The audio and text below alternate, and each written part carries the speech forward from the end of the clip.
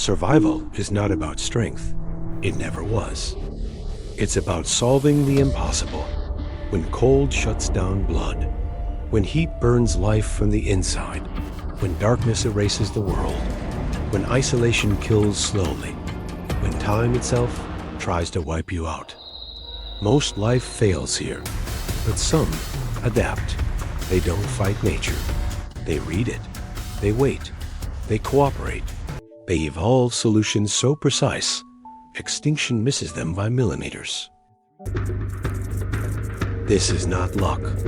This is intelligence written into flesh. Masters of cold, masters of heat, masters of darkness, masters of time.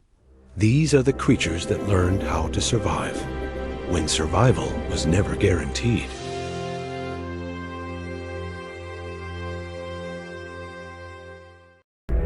Under a full moon, prey becomes more visible. Wolves become more patient. That difference decides who survives the night.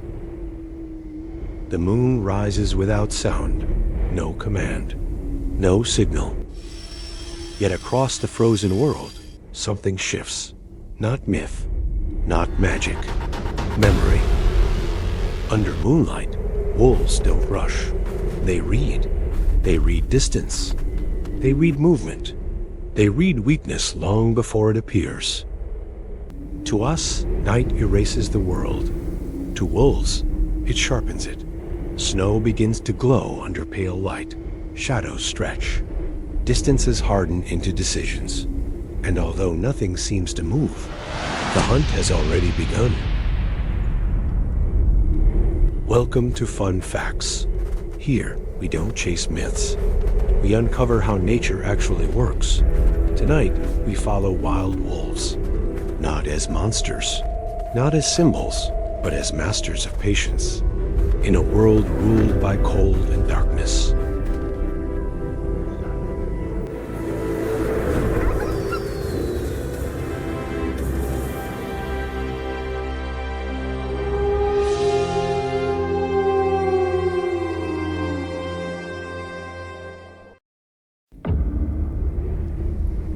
Before we go any further, one idea must disappear. There is no alpha wolf. The term was born in captivity, from stressed animals forced into artificial hierarchies. But the wild never worked that way. Wolf packs are families. Parents lead, young follow, experience guides movement. No constant fights, no ruler towering over others. Just coordination. And coordination matters, because in environments like this, mistakes are fatal. What you're about to see is not dominance. It is intelligence.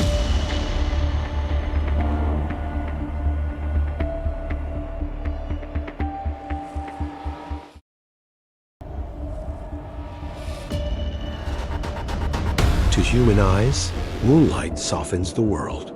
To wolves, it reveals structure. Snow reflects light like ice. Shadows lengthen. Contours emerge. The land becomes readable.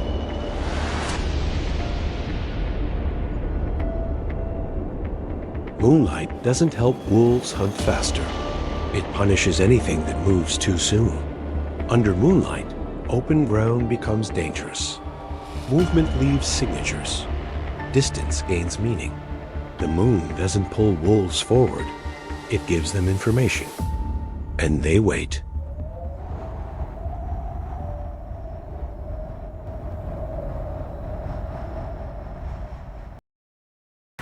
Under moonlight, waiting is not hesitation.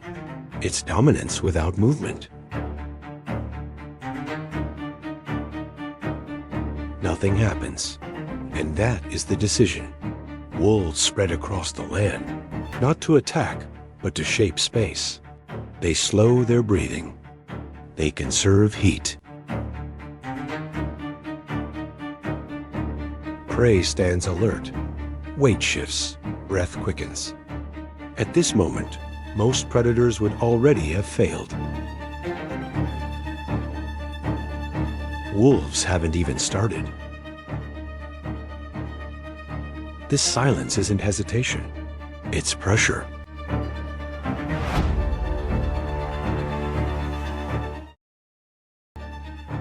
Every step under moonlight is visible.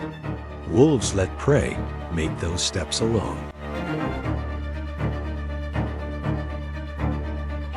In the cold, energy is life. Every sprint drains heat. Every mistake risks injury. Every breath costs calories.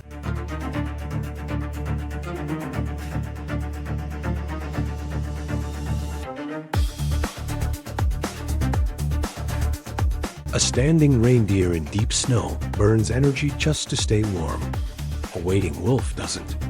In winter, stillness is efficiency. Wolves don't hunt to outrun. They hunt to outlast.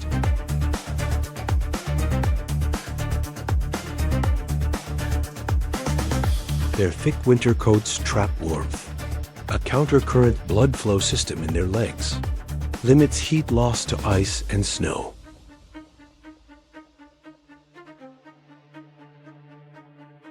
Even their paws are engineered wide, spreading weight, reducing energy loss in deep drifts.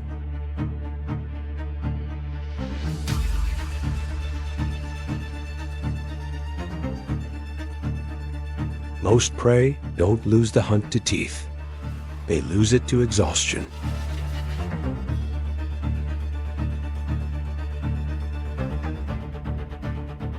Somewhere in this stillness, one animal has already fallen behind.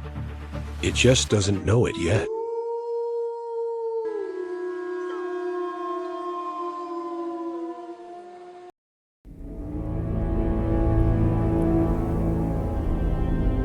Now compare predator to prey. Take reindeer, built to endure cold, but not to interpret silence.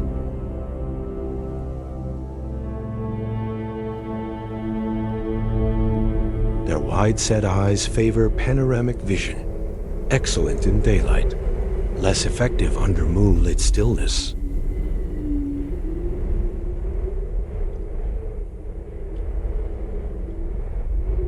Reindeer survive by reacting.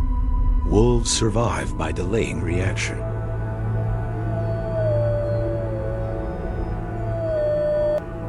While wolves slow their breathing, reindeer burn energy simply standing alert. The hunt begins before anyone moves, and the balance quietly shifts.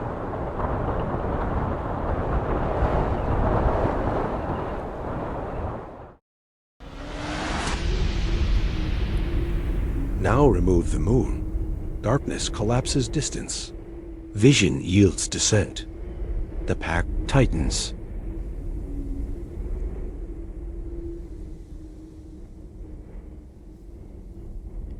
Forests replace open plains. Choke points replace long pursuits. Same wolves, different rules. They do not panic. They adapt.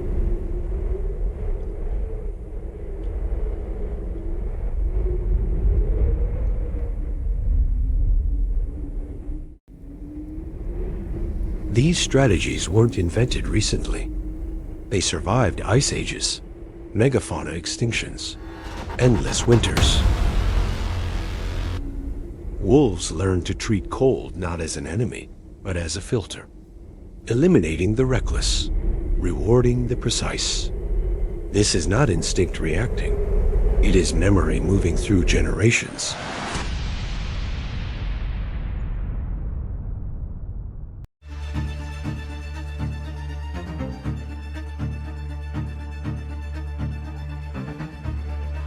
The moon is still there, unchanged, unaware. It never guided the wolves. It never commanded them. It only revealed what was already written into muscle, memory, and time.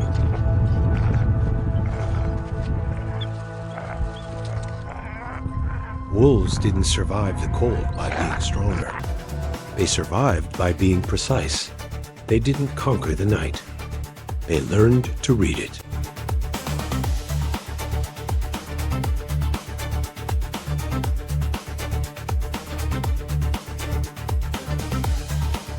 The moon never favored wolves. It only revealed who could afford to wait. Prey moved first. Wolves didn't. And that difference has decided survival for thousands of years.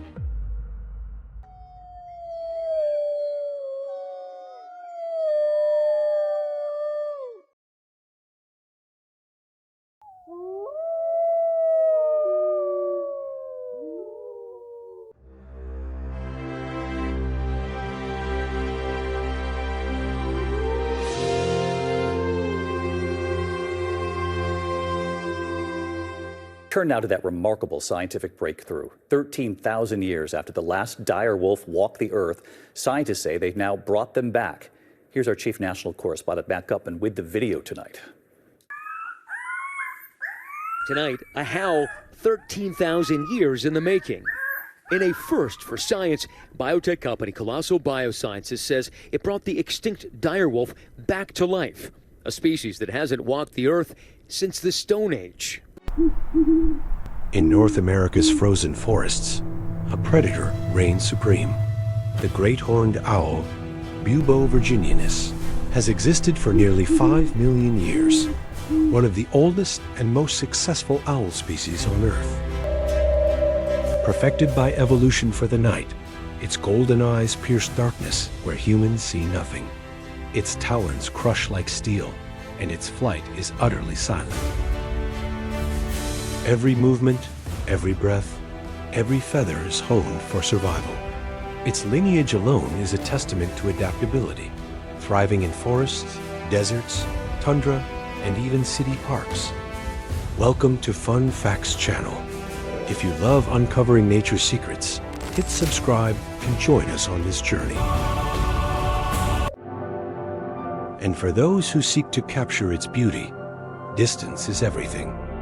The great horned owl lives by silence, and even the smallest intrusion can shatter that balance. Wildlife photographers know the truest images come not from chasing, but from waiting. From afar, your lens becomes invisible, a quiet observer in the owl's nocturnal realm. Move too close, and the magic dissolves. These birds sense you long before you see them. Their hearing is nearly 10 times sharper than ours, tuned to the faintest rustle beneath snow. One misplaced step, one click too loud, and the phantom king simply vanishes, melting into the darkness it rules. That extraordinary precision comes from asymmetrical ears, one slightly higher than the other, giving it 3D hearing. It can triangulate sound with mathematical accuracy, even detecting prey hidden beneath layers of snow. So the best way to see the owl is to let it forget you exist. In wildlife, respect creates clarity, and patience reveals truth.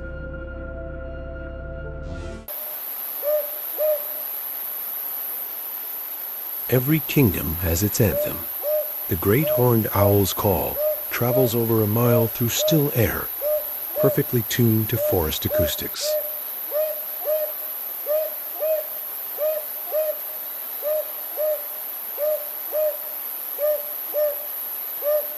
Not a cry of hunger, but a proclamation. I am here. I rule. I survive. Its voice alone commands respect across forest, desert, mountains, and even city spires, a sound honed by millions of years of evolution.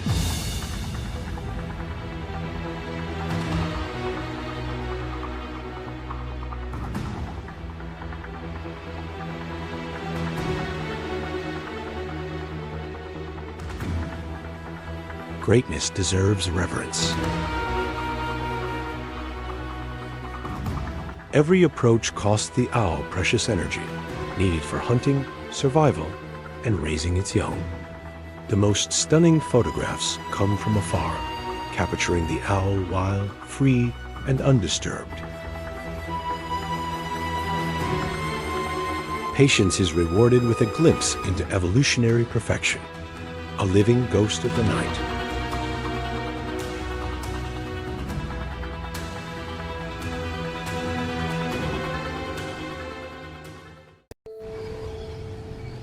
Its golden eyes are vast, so large they cannot move in their sockets. Yet the owl can turn its head 270 degrees without injury.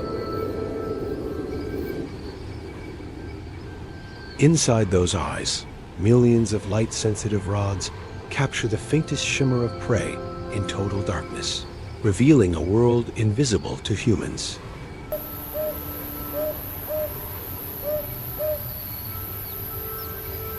Humans, in comparison, would need grapefruits for eyes to match that level of light gathering, and a neck built like a spring to turn. Vision is power, and these eyes are the ultimate weapon, honed over 5 million years of evolution.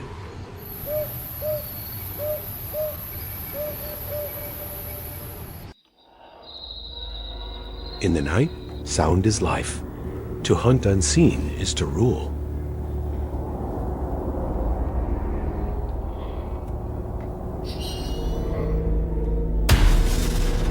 Its wings are fringed and velvety, engineered to shred turbulence into whispers.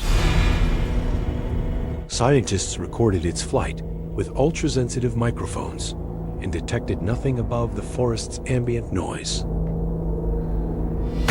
Air parts without sound, making its flight nearly invisible. A silent hunter perfected over millions of years. Every glide, every swoop is a testament to evolutionary design.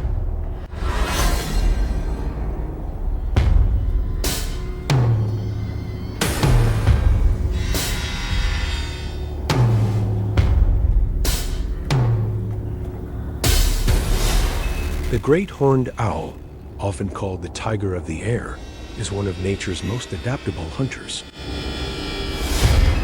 Ruling from Arctic tundra to tropical forests, it hunts rabbits, rats, even skunks with fearless precision. Its secret weapon? Hearing so sharp it borders on supernatural.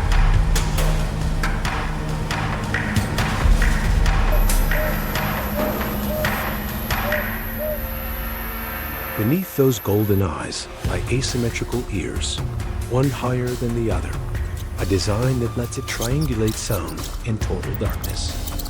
Even prey hidden beneath forest leaves cannot escape its perception.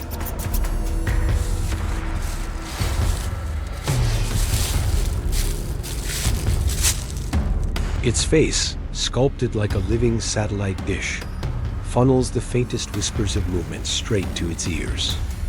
And those iconic ear tufts? They're not for hearing, just camouflage and expression. Scientists say it can detect sound nearly 10 times better than a human.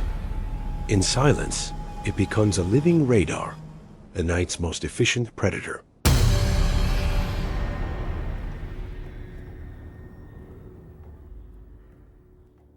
Sound is life. To hunt unseen is to rule.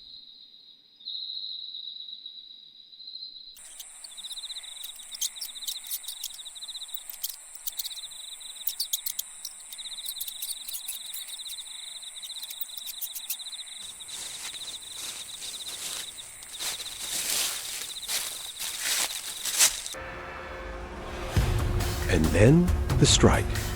One heartbeat between life and death. Its talons close with over 500 pounds per square inch of force, enough to lift prey heavier than itself.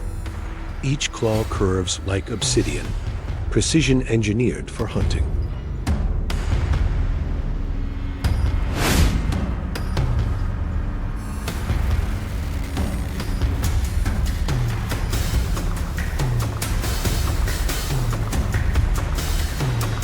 Yet the owl can carry prey without piercing it. A perfect balance of power and control. Stronger than a Rottweiler's bite, yet as precise as nature allows.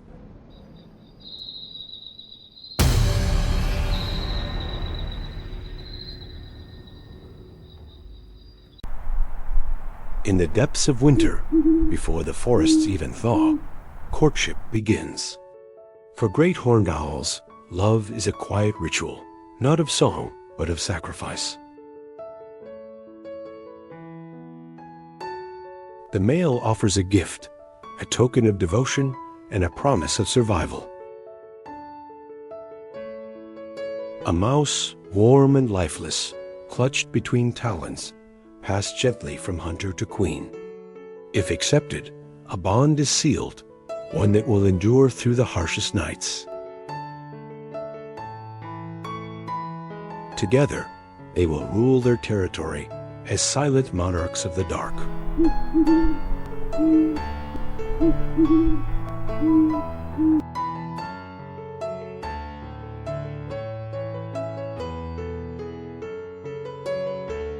True power is not in domination, but endurance.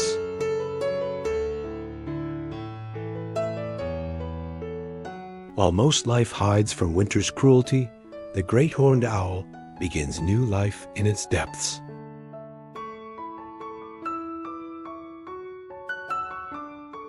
Eggs are laid in midwinter, January or February, when frost rules the land. Temperatures can plunge below 30 degrees Celsius, yet this monarch persists.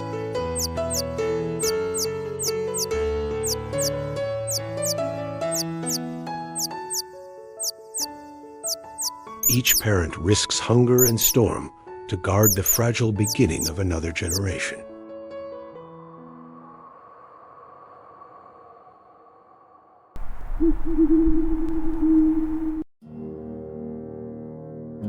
So what makes it great? Not just power, silence, or vision, but the perfect harmony of all three. A creature sculpted by evolution, a phantom that defines the night.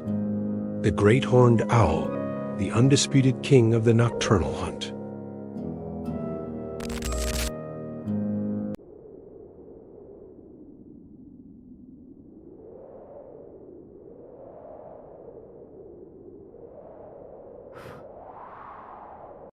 In the hushed solitude of the world's highest peaks, a shadow moves, silent and swift. The snow leopard, a creature of legend and enigma.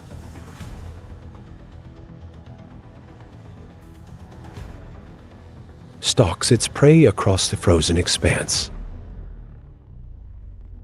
A solitary hunter, perfectly adapted to its harsh, high-altitude environment.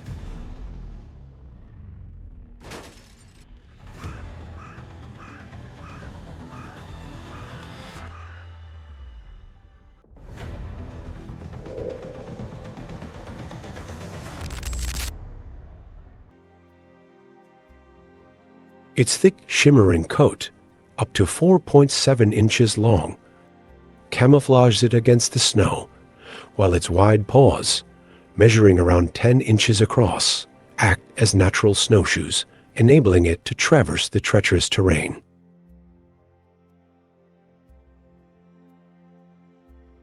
Its short muzzle, domed forehead, and large nasal cavities help it breathe in the thin mountain air.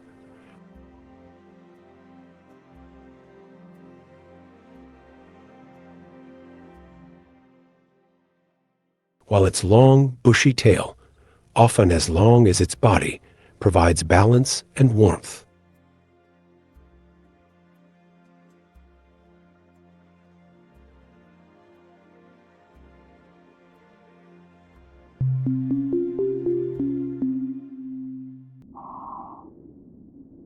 Snow leopards typically reach sexual maturity between 2 and 3 years of age.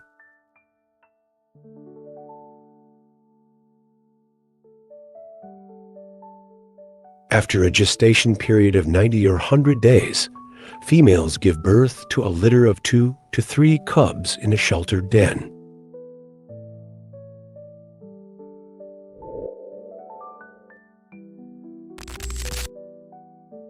These cubs are born blind and helpless, but quickly develop, opening their eyes within a week and beginning to walk at 5 weeks.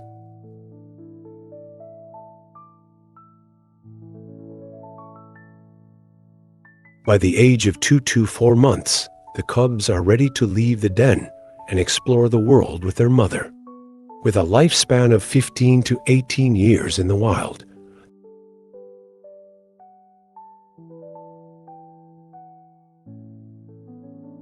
These majestic cats play a crucial role in maintaining the delicate balance of their mountain ecosystems.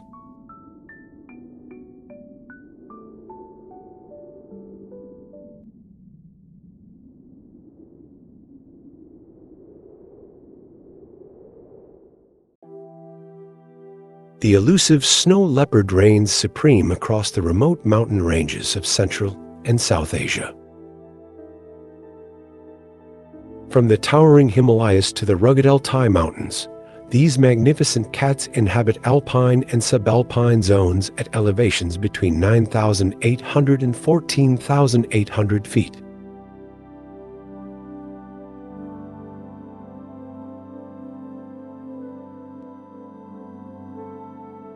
These solitary hunters prefer rocky, broken terrain, often using existing trails to navigate the challenging landscape. While they are well adapted to extreme cold, they may descend to lower elevations during harsh winters.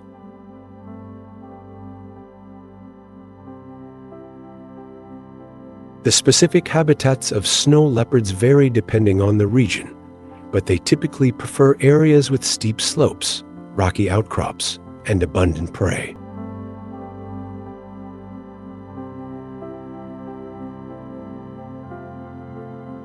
They are often found near water sources, such as rivers and streams, which are essential for their survival.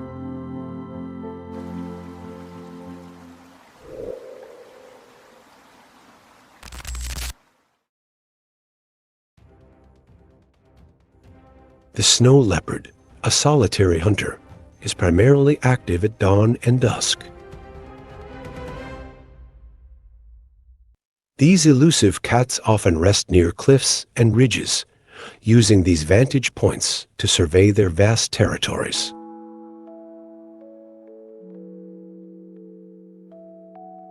While they are solitary, their home ranges can overlap, with individuals marking their territory with scent sprays and scrapes.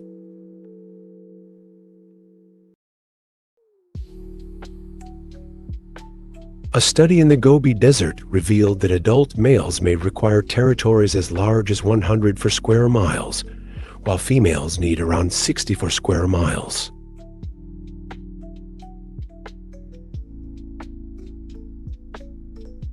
These solitary hunters communicate through a range of vocalizations, including meows, grunts, and purrs, as well as chemical signals.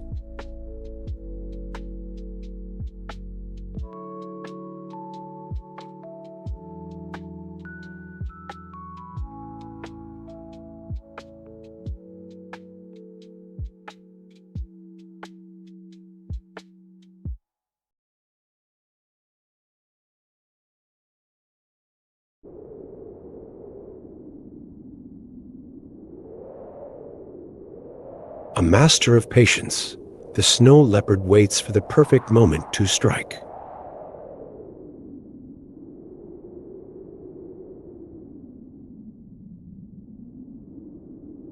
With a single graceful leap, it pounces, its sharp claws and powerful jaws securing its prey.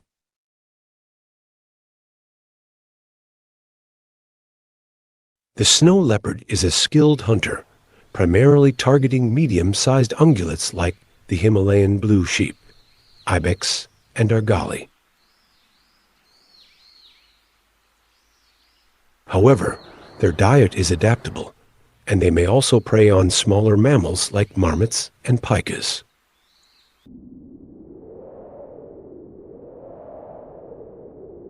These solitary hunters are known for their impressive hunting skills, often pursuing prey down steep slopes and dragging their kills to a safe location. Its powerful jaws and sharp, dagger-like teeth are perfectly adapted for taking down prey. With a single, swift bite, it can incapacitate its victim.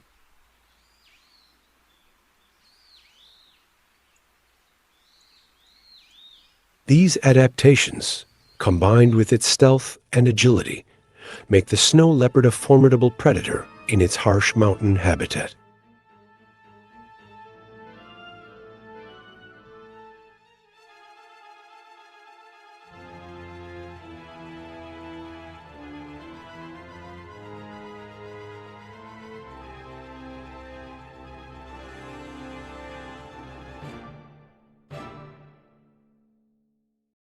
While they generally avoid human contact, there have been rare instances of attacks on humans, often due to rabies or extreme desperation.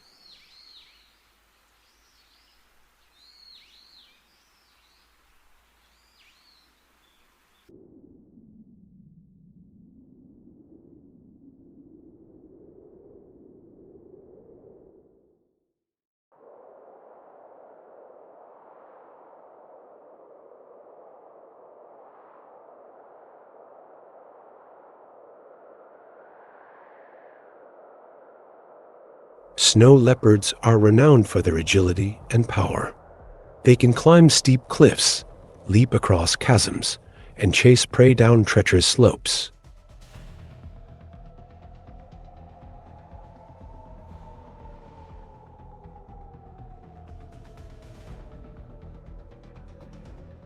The snow leopard's speed and agility give it a significant advantage over its prey.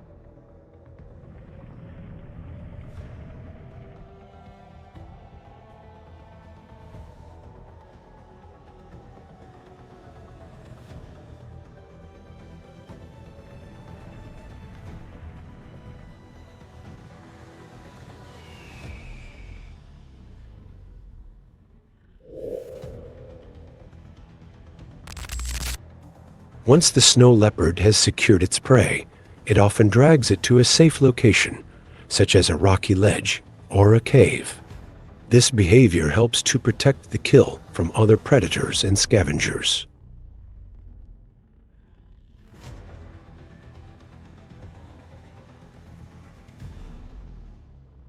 The snow leopard will then consume its meal, often taking several days to finish it. It will return to the kill multiple times, consuming small portions at a time.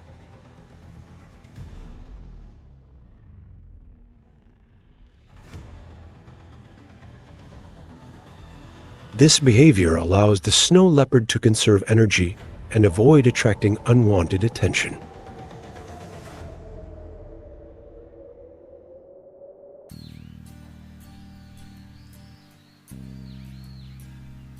The snow leopard has long been revered in the cultures of the mountain peoples of Central Asia. These magnificent creatures have been intertwined with local folklore, mythology, and art for centuries. Many indigenous communities view the snow leopard as a symbol of strength, agility, and spiritual power.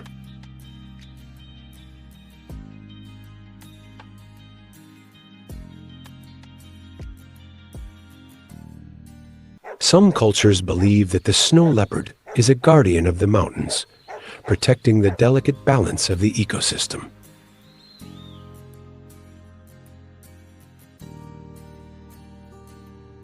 However, as human populations have grown and expanded into the snow leopard's habitat, these cultural connections have faced increasing challenges.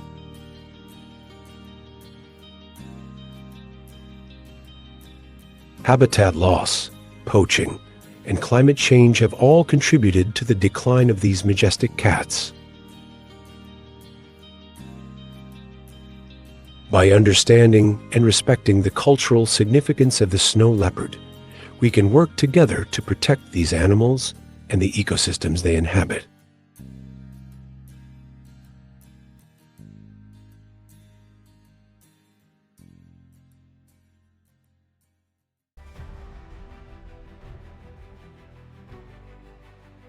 The snow leopard's survival is increasingly threatened by a variety of factors. Poaching for their valuable fur and body parts remains a significant issue, especially in countries like China and Mongolia. The illegal trade network, often linked to traditional medicine practices, fuels the demand for these products.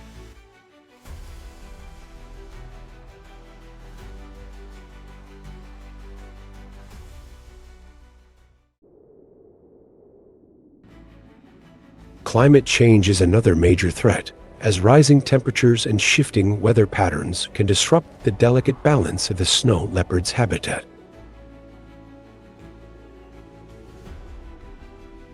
The reduction of alpine zones and the increasing frequency of extreme weather events can impact prey availability and overall survival rates.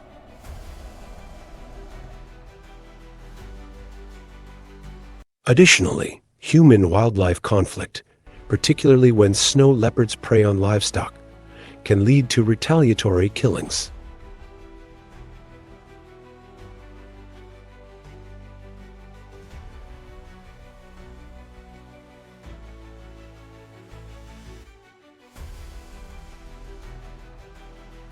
As human populations expand and land use changes, the snow leopard's habitat is further fragmented, limiting their ability to find adequate food and shelter.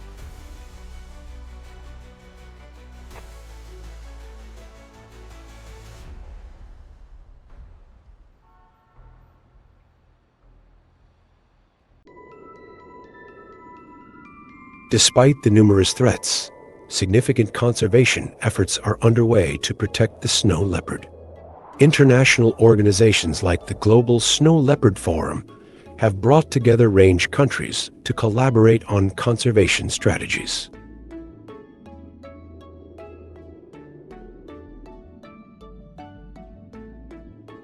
These efforts include habitat protection, anti-poaching measures, community engagement, and scientific research.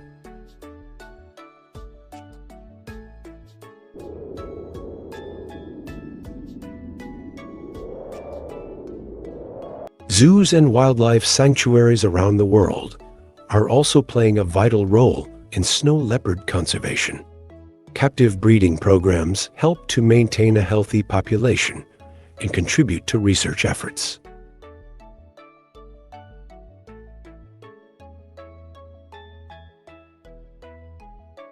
By raising awareness about the plight of the snow leopard and supporting conservation initiatives, we can help ensure the survival of this magnificent creature for generations to come.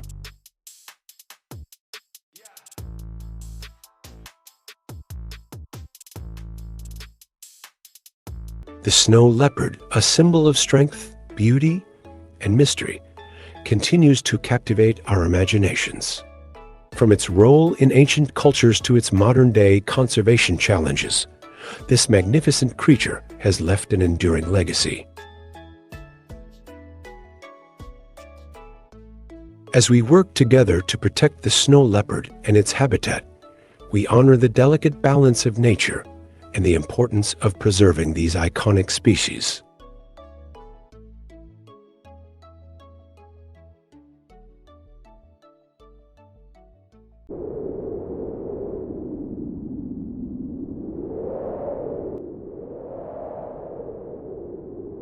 In Antarctica, the harshest place on Earth, survival is a daily battle.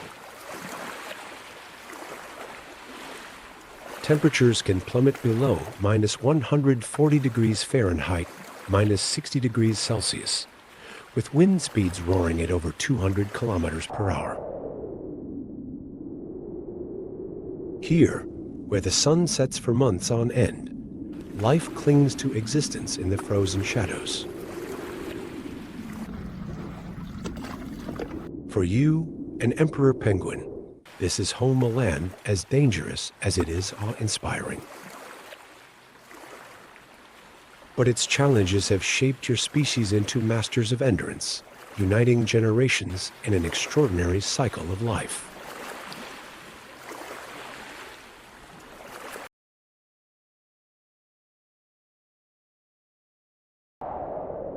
As the first hints of autumn paint the Antarctic skies, instinct stirs within you. The call to march a journey of up to 120 kilometers across a frozen wasteland is irresistible. You travel in unison with thousands of others, braving fierce winds that threaten to topple you with each gust. Beneath your feet, the ice creaks, hiding treacherous cracks that could swallow the unwary.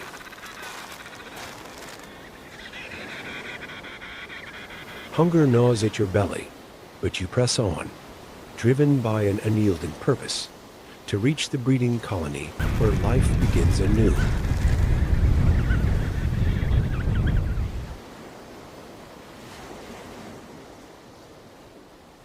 The colony lies far inland on stable, fast ice. This is no random choice.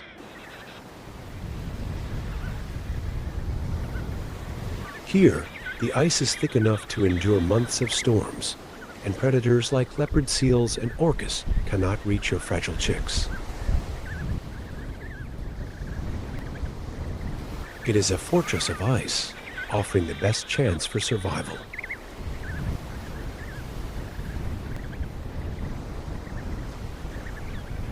But safety comes at a cost. The distance from the sea means that every parent must undertake grueling treks to feed their young a price willingly paid for their survival.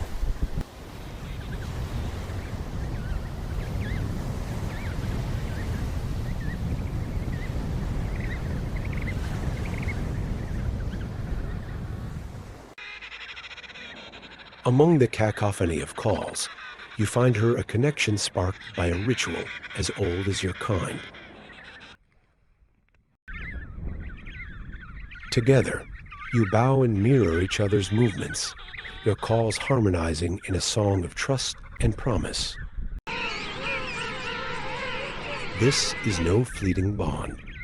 It is the foundation of a partnership that will be tested by storms, hunger, and months of separation.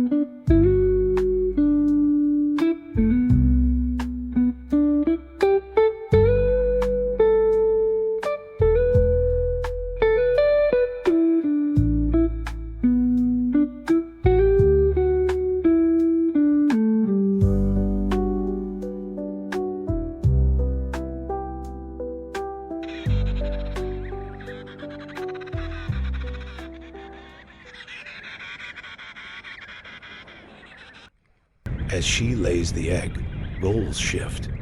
With care, she transfers it to you, a fragile bond now in your keeping. She departs for the sea, leaving you alone with the promise of new life.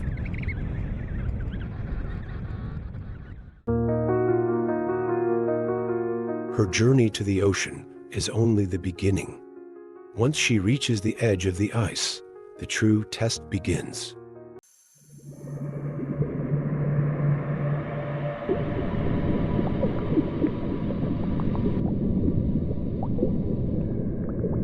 The open sea is as unforgiving as the frozen wasteland she left behind. Leopard seals patrol the icy waters, their sleek forms nearly invisible until the last moment.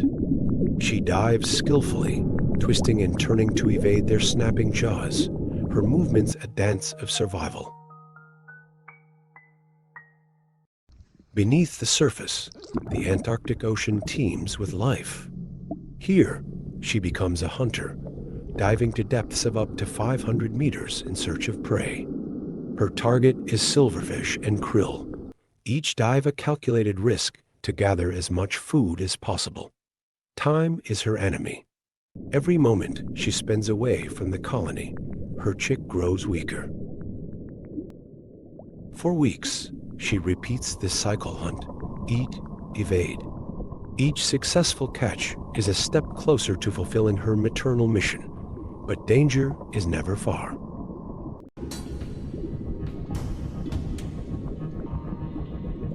Leopard seals patrol the deeper waters, and the biting cold saps her strength.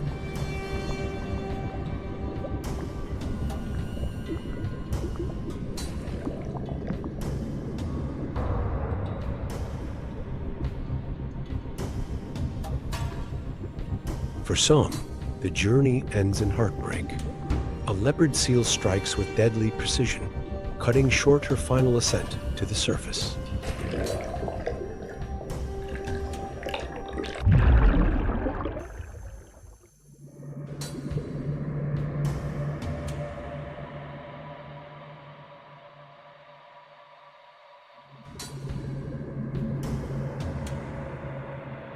Yet her sacrifice is not in vain. As the predator's focus shifts, others seize the moment to escape, their flurry of movement dispersing into the safety of the open ocean. Her loss becomes a fleeting shield, allowing the cycle of life to continue for those who survive.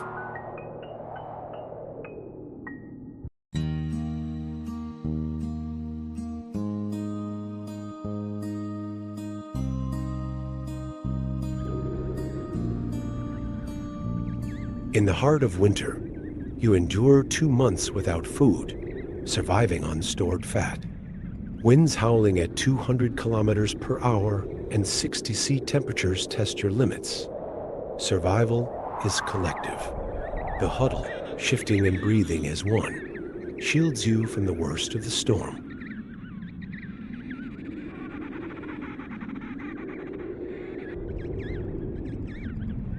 The fragile egg rests in your pouch, protected by your body's warmth.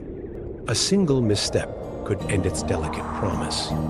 Hunger and exhaustion press on you, yet instinct keeps you steadfast. Within the egg, faint signs of life spark hope, a reminder of what you fight for in the unforgiving cold.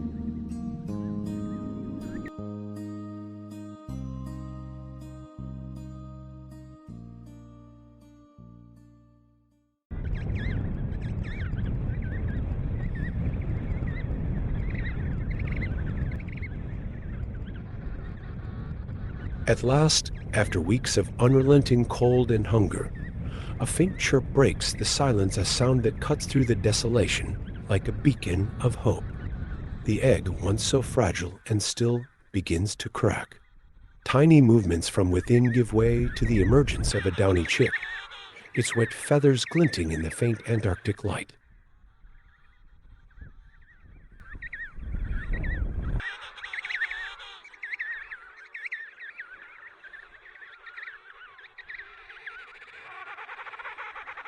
Weak and trembling, the chick looks to you with its first instincts, its survival dependent entirely on your warmth and care. Every movement is deliberate as you shield the newborn from the icy air, cupping it carefully within the sanctuary of your brood pouch.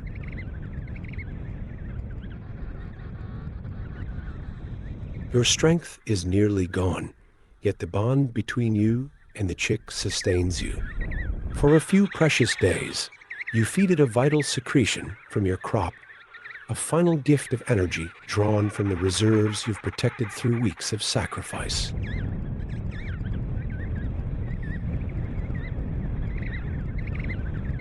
The weight now grows heavier. The mother's return is not just anticipated, it is essential.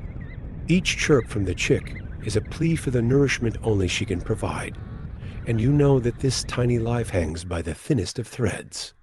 Yet you endure, driven by the instinctive hope that, against all odds, the family will be reunited soon.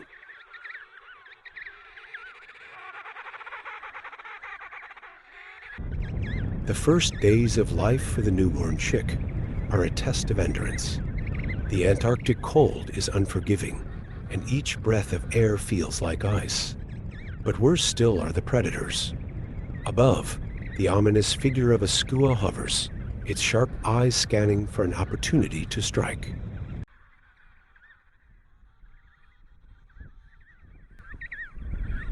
Within the colony, survival depends on unity.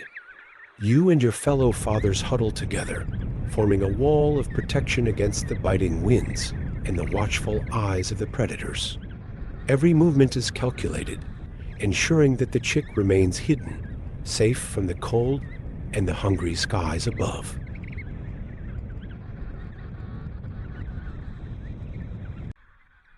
With every passing day, the chick grows stronger, but the dangers of the frozen world remain ever present. As the days stretch on, the struggle is far from over, but together, the colony endures, united by the instinct to protect the future.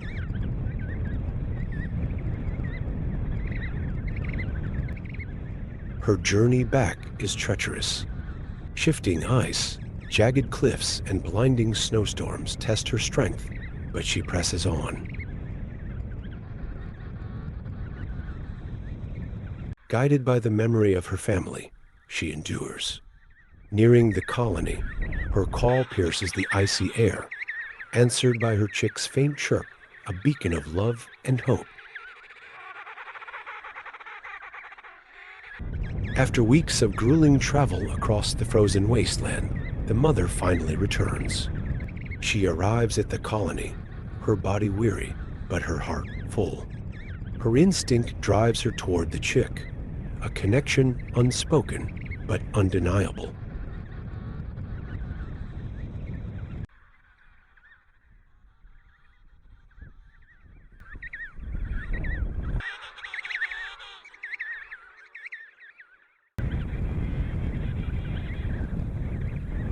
As she approaches, she finds her chick waiting, its wide eyes searching for her through the cold.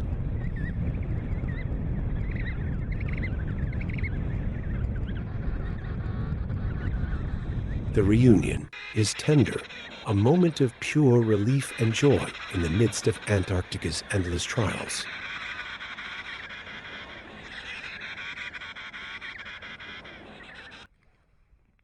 The chick, now stronger, recognizes its mother, its hunger and unspoken plea.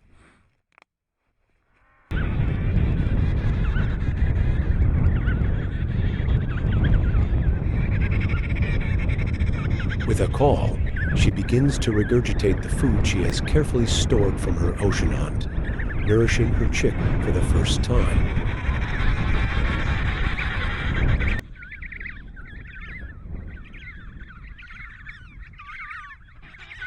In this reunion, the sacrifice of both parents is felt in every glance, every exchange.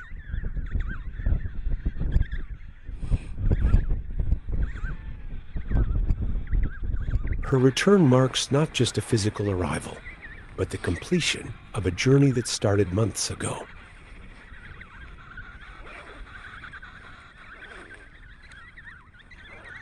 With her by the chick's side, its chances of survival have greatly increased.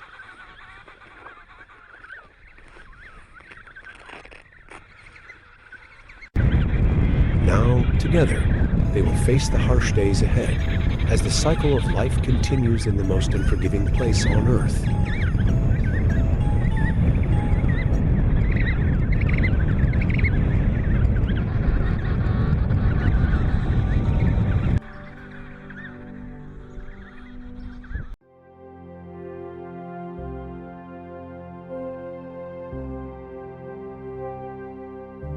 Now, the time has come for you to leave. Weak from weeks of fasting, your body is drained, but your resolve is unwavering.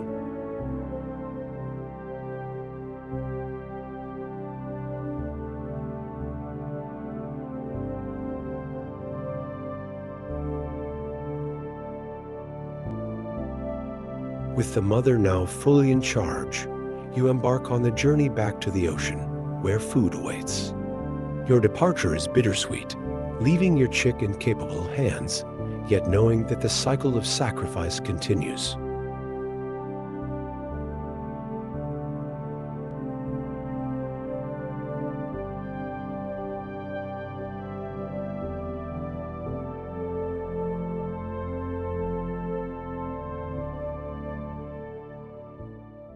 The mother takes over, fiercely protective as she guards the chick, feeding it with the precious sustenance she brings from the sea. This moment marks the turning of the tides. Her role now is to nourish and care for their young, while you must replenish your strength for the next part of the journey. It's a delicate balance, one that ensures the survival of both parent and chick in this hostile, unyielding environment.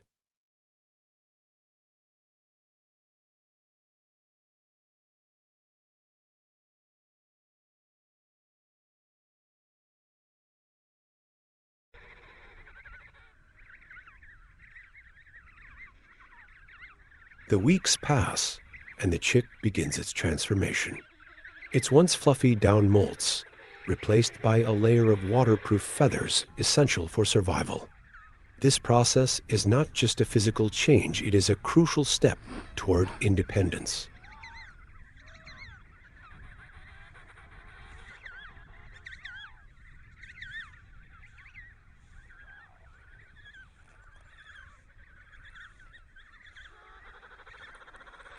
Under the watchful gaze of the colony, the chick's curiosity grows.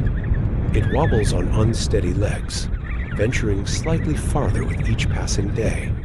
The icy landscape is both its playground and its proving ground. Here, it learns the skills of balance, awareness, and resilience.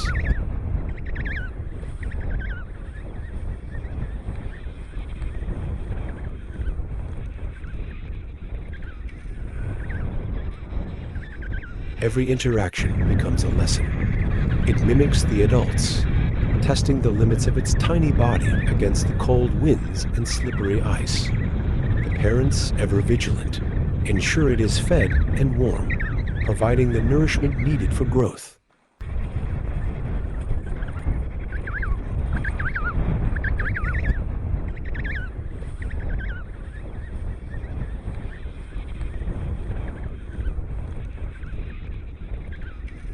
Soon, the chick stands taller, stronger. Its cries are louder, its steps bolder. This is the start of its journey, a fragile life steadily gaining strength amidst the unyielding environment of Antarctica. Together, the colony's unity and its parents' care prepare the chick for the challenges to come.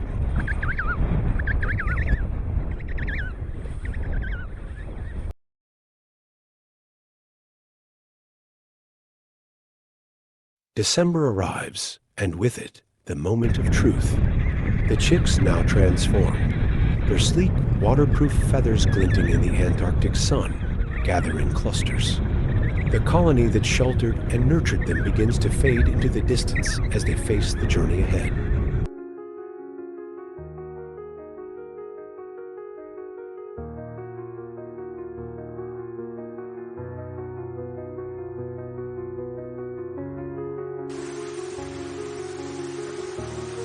The march is monumental, a passage from dependence to independence.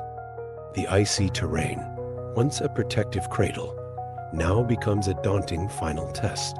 With every hesitant step, they leave behind the warmth of the huddle and the safety of their parents. The path before them is ancient, etched into their instincts by countless generations.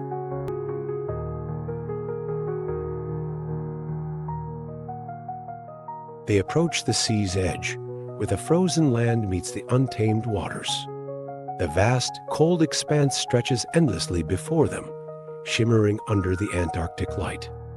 This is the threshold of a new world, one that demands courage and strength.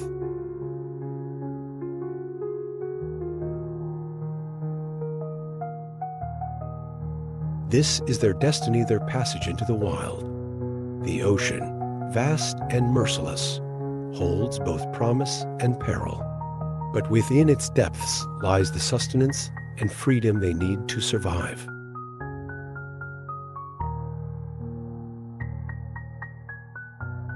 One by one, they take the leap. The icy waves embrace them, and for a moment, the water feels overwhelming, a test of their resolve. Yet, they adapt quickly, propelled by instincts honed over millennia. Beneath the surface, they discover their power, their streamlined bodies cutting through the currents, their new feathers shielding them from the cold.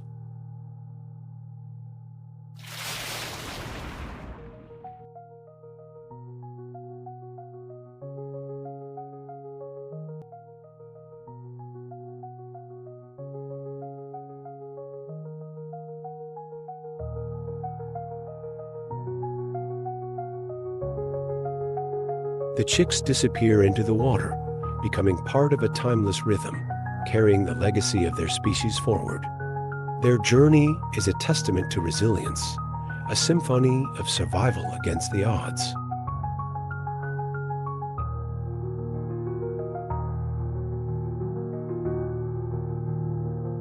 And so, the cycle begins anew.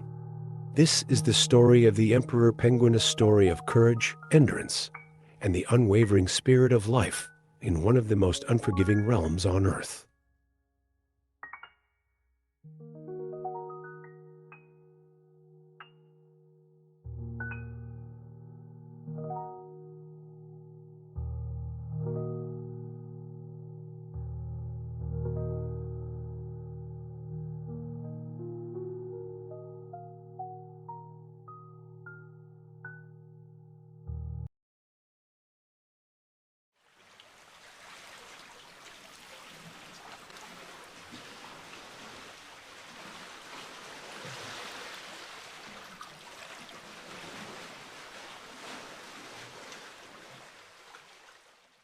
In the endless sandy deserts of North Africa, where scorching days meet freezing nights, life fights to survive under the harshest conditions.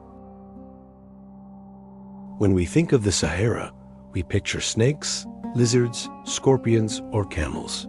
But hidden among the dunes lives something far more surprising. A tiny predator, no bigger than a kitten. Meet the Fennec fox, the smallest member of the dog family, yet one of the most remarkable survivors on Earth. Despite its delicate appearance, this fox measures only 30 to 40 centimeters in length, stands just 22 centimeters tall, and weighs barely 1.5 kilograms, smaller than most domestic cats. Its home lies deep in the central Sahara, the largest and hottest desert in the world. With its sharp muzzle, bright eyes, and especially its massive ears, up to 15 centimeters long, the Fennec is instantly recognizable. But those ears aren't just for looks. They're designed for survival. They help the fox detect prey beneath the sand, and also release excess heat, keeping it cool under the relentless desert sun. The Fennec's diet is as varied as its skills.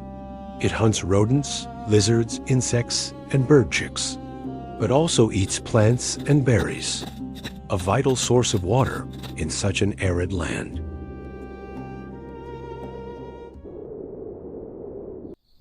A small jerboa hops across the dunes, a curious creature and the perfect challenge for our desert hunter.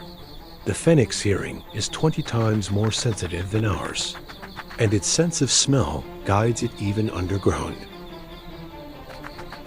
The jerboa leaps like a miniature kangaroo, fast and unpredictable, but so is the fox. The chase erupts, sand flying, shadows twisting under the moonlight. The Fennec turns sharply, its fur-covered paws gripping the sand like natural tires. Tonight, though, the jerboa escapes, and the little hunter is left hungry. But that's life in the desert, a constant game of patience, precision, and persistence.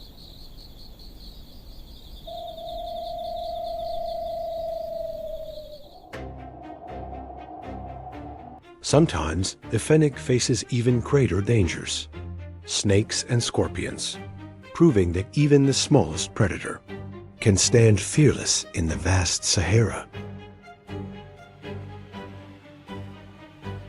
With lightning reflexes, the Fennec launches its attack again and again, a blur of sand in motion under the desert sun. It circles its opponent, eyes locked, muscles tense. Each strike is a gamble. One wrong move could be fatal. The snake hisses, striking like a whip, but the fox is faster, darting back and lunging forward in perfect timing.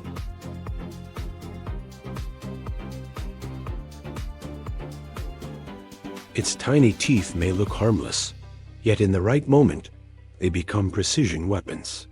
The Fennec aims for the head, avoiding the venomous fangs with instinct sharpened by survival. Seconds stretch into eternity as predator and prey dance their ancient duel. Then, one clean bite and silence. Patience, courage, and lightning speed. Once again, the desert's smallest hunter proves itself a master of survival.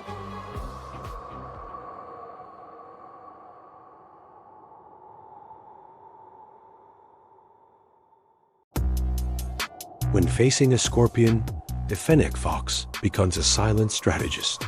It knows one reckless move could mean a fatal sting, so it waits. The scorpion raises its claws, tail poised like a loaded weapon, glinting under the pale desert light. But the fox is patient. It circles, testing angles, studying the rhythm of its enemy's strikes. Then, a sudden leap. With astonishing precision, the Fennec snaps at the scorpion's claws, disabling its first line of defense. Another swift move, and the venomous tail is pinned to the sand.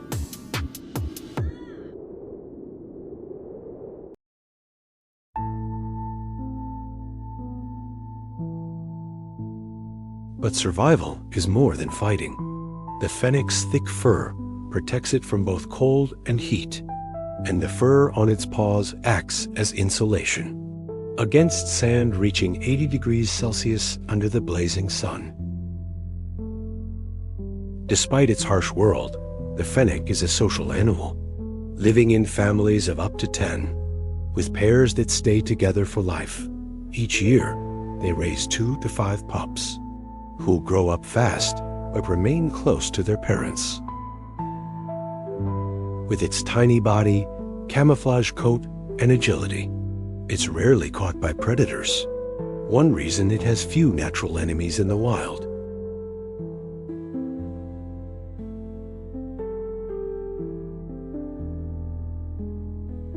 In recent years, people have begun keeping Fennecs as pets. They adapt surprisingly well to captivity and can live up to 14 years, even longer than in the wild. Yet caring for a Fennec is not simple. It's nocturnal, needs large open space, warm, stable temperatures, and expert care. So it should never be kept, just because it looks cute or trendy.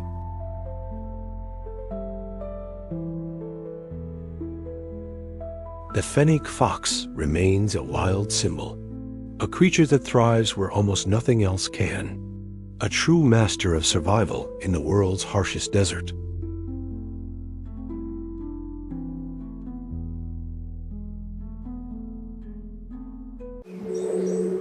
Kangaroos belong to a family older than Australia's deserts. Their ancestors go back over 25 million years. When lush rainforests still covered much of the continent, over time as the land dried, kangaroos evolved powerful legs, large feet, and energy-saving hops, the ultimate design for life in a harsh environment. With a single bound, a kangaroo can leap more than 3 meters high and cover over 8 meters in distance. They can hit speeds up to 70 kilometers an hour.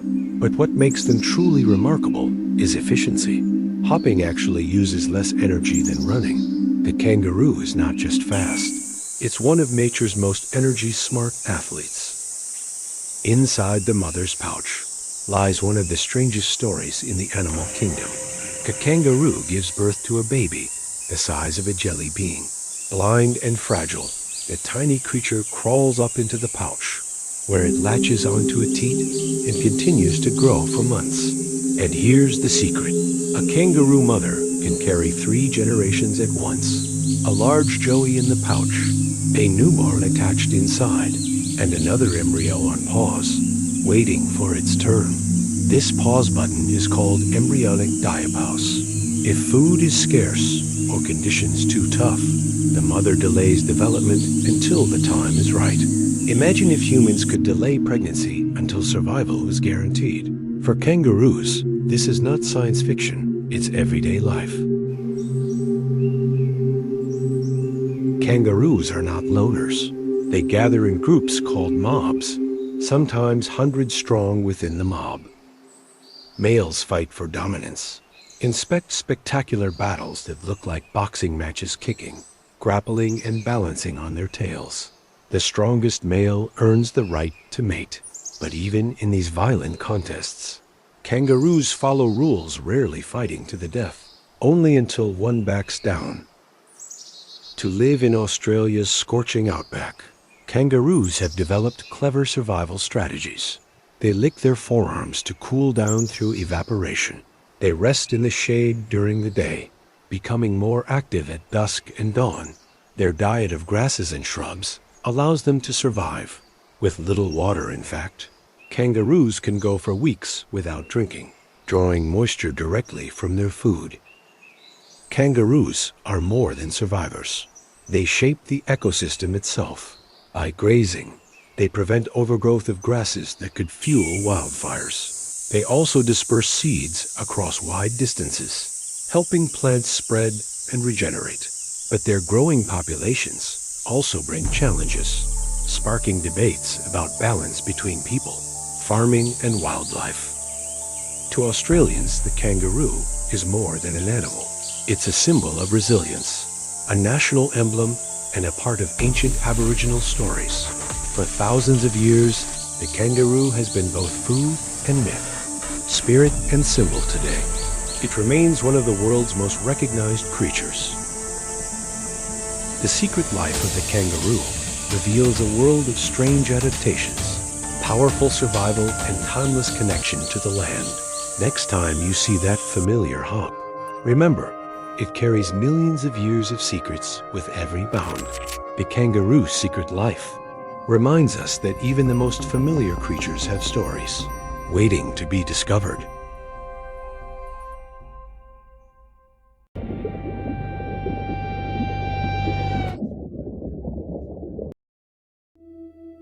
The Rioni, the Great River, is the second largest in Georgia, flowing over 300 kilometers from the glaciers of the Greater Caucasus into the Black Sea. It sustains over 1 million people, feeds agriculture, livestock, and supports the seaport of Poti. It winds through rare wetlands, lowland peat bogs, swamp alder forests, and mineral-rich thermal springs. In 2021, these surrounding ecosystems, the Colchic rainforests and wetlands, were inscribed as a UNESCO World Heritage Site, recognized as ancient relic ecosystems that survived the ice ages. But while these forests and wetlands are protected, the river itself remains unprotected, a missing link in a fragmented sanctuary. Yet the Rioni holds something globally unique. It is one of the last rivers on Earth where sturgeon, the most endangered group of species on the planet, still spawn naturally.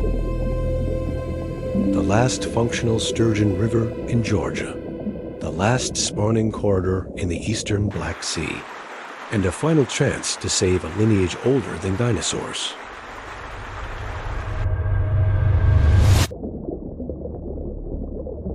Every giant in the Rioni begins as something almost invisible, a single egg clinging to gravel in the fast, cold current. In late May, adult sturgeons release hundreds of thousands of eggs onto clean, coarse stones on the riverbed. These eggs are sticky, built to anchor themselves against the force of the river. Days later, the larvae emerge. Tiny, blind, driven only by instinct. They absorb their yolk sacs, then drift downstream as fragile fry, feeding on insects and benthic life hidden between the stones. By summer, most juveniles begin their first migration. Some linger in the river, but many drift toward the Black Sea, a vast feeding ground where they will spend years growing in the shadows. Here, they become subadults, slowly gaining strength and size. Sturgeons are among the slowest growing fish on Earth, and some of the longest lived. A Russian sturgeon male may wait 8 to 16 years to mature. A female ship sturgeon may not spawn until she is nearly 20. And even then, they do not reproduce every year. Females return only every 2 to 3 years, males every 1 to 2. A lifetime of patience for a single chance to create the next generation.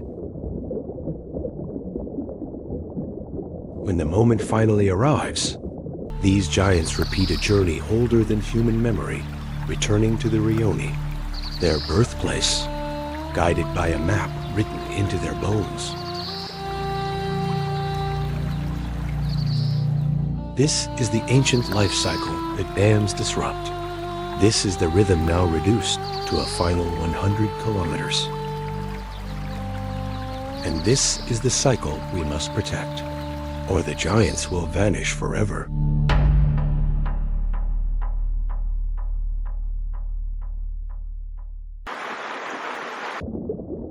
For Sturgeon, the Rioni is not just a river. It is memory, an ancient chemical signature.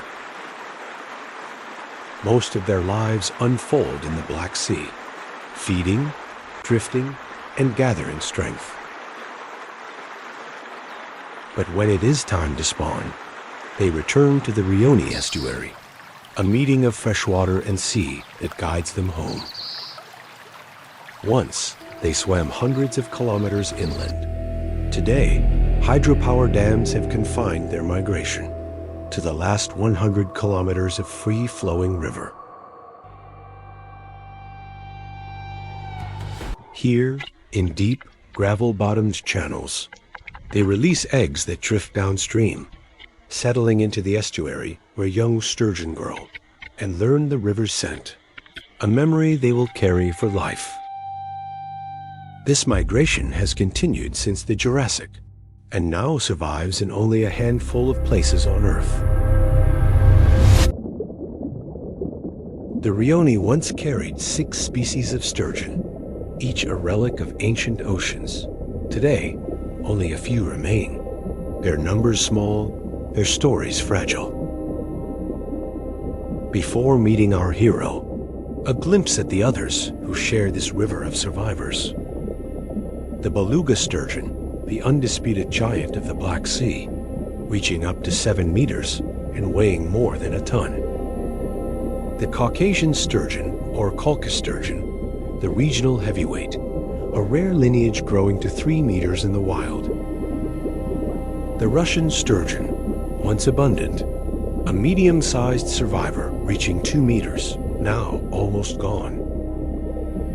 And the stellate sturgeon, the smallest of the Rioni's ancient fish, slender, star-plated, barely 1.5 to 2 meters at adulthood. Each one critically endangered, each one clinging to the last free-flowing stretch of the Rioni. But none of their stories are as astonishing as the one you're about to hear.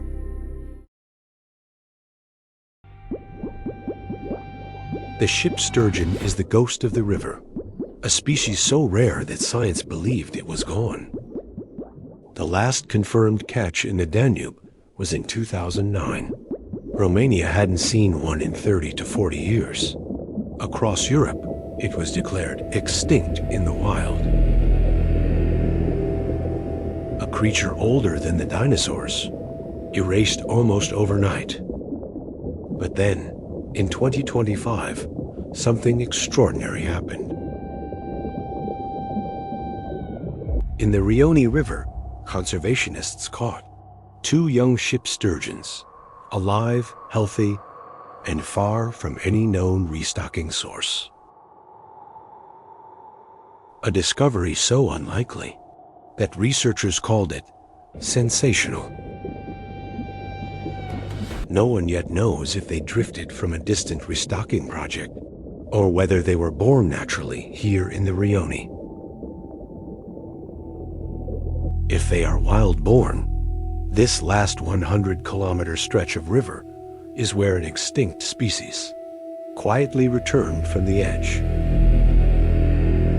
Today, across all of Europe, only 2 rivers still support naturally reproducing migratory sturgeon, the Danube and the Rioni. For the ship sturgeon, the Rioni may be the last cradle of life left on Earth.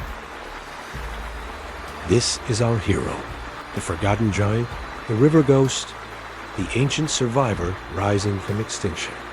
And its fate now rests entirely on what happens next.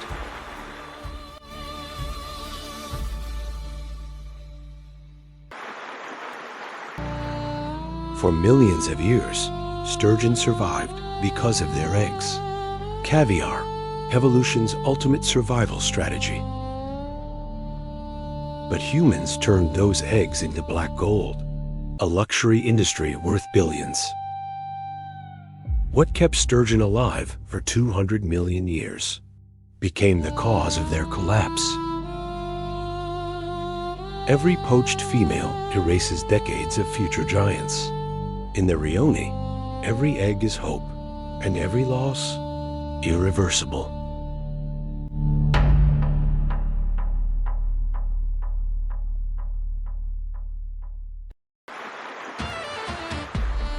The Rione Basin is under attack. Hydropower dams block ancient migrations. Unstable water releases disrupt spawning. Poaching and bycatch steal the last survivors. Sand and gravel mining tears apart spawning grounds. Pollution and climate change weaken every stage of life. International conservation coalitions warn that while the surrounding wetlands are protected, the river itself remains unprotected, left exposed to development and destruction. From all natural features in the region, the Rione River and its sturgeon require the most urgent protection. Lose the river, and we lose the last natural sturgeon ecosystem in the eastern Black Sea.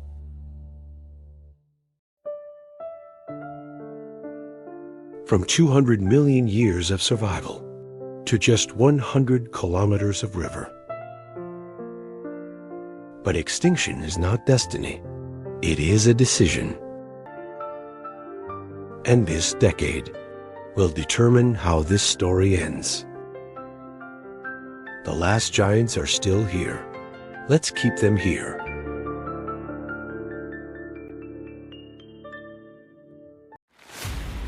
Forget chameleons. The ocean conceals a shapeshifter so skilled it can fool predators, outwit prey, and even baffle scientists. An octopus so clever it can morph into a venomous sea snake, flare into a spiny lionfish, or glide just above the seafloor like a flatfish. This is not camouflage. This is something far stranger. Get ready to meet evolution's ultimate magician, the mimic octopus, the ocean's living illusionist. The mimic octopus was first officially described in 1998 off the coast of Sulawesi, Indonesia. At first glance, it's small, almost unimpressive, just half a meter long, with slender arms and mottled brown skin. But looks deceive. Where most creatures vanish into the background, this octopus does something unprecedented. It changes identity. Scientists quickly realized this was an impossible animal, a creature that could improvise dozens of disguises, shifting not only color and texture, but behavior and movement itself. So, what's in the mimic's toolbox? Chromatophores, thousands of tiny pigment cells that flash reds, whites, and browns in milliseconds. Papillae skin muscles that sculpt bumps, ridges, or smooth scales on demand. Flexible anatomy arms that can coil like snakes, flatten into wings, or trail like tentacles. And most importantly, behavioral mimicry. The octopus doesn't just look like its target, it acts like it. It spreads its arms and pulses like a lionfish. It tucks its body flat against the seabed, gliding like a harmless soulfish. It coils two striped arms, twisting like a deadly banded sea snake. Each disguise is activated by threat or opportunity. It's not random, it's strategic. And here's the twist. Some of its mimics are poisonous, which means the mimic octopus may be bluffing predators into thinking it's far more dangerous than it really is. When danger looms from above, the mimic octopus has a clever script ready. Watch as it presses its body against the sand, arms stretching out wide and rippling like wings. In seconds, it becomes a perfect impression of a flatfish, a harmless bottom-dwelling soul that predators rarely bother with. It glides just above the seafloor, body flattened, rhythmically undulating, so convincing that even experienced hunters swim past without a second glance. But when confrontation is unavoidable, the mimic switches tactics. Its arms flare outward, striped in bold patterns, quivering like venomous spines. Now, it doesn't look like an easy meal. It looks like a lionfish, one of the ocean's most dreaded pincushions of venom. The predator hesitates, confused. Is this a fragile octopus or a deadly ambush? Caution wins, and the mimic slips away, untouched. So why has evolution blessed this octopus with such theatrics? Defense. By impersonating venomous species, it frightens would-be predators. A curious barracuda might think twice before biting into what looks like a venomous sea snake. Hunting. By blending in with harmless fish, it lures prey close enough to strike. For shrimp and small fish, curiosity often becomes their final mistake. Adaptability. Where others have one trick like the chameleon's color shift, the mimic octopus carries a Swiss Army knife of survival strategies. It's not just hiding, it's choosing which lie best fits the danger. In a ruthless marine battlefield, versatility is everything.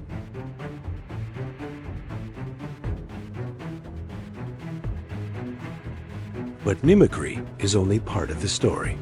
Octopuses are among the most intelligent invertebrates on Earth.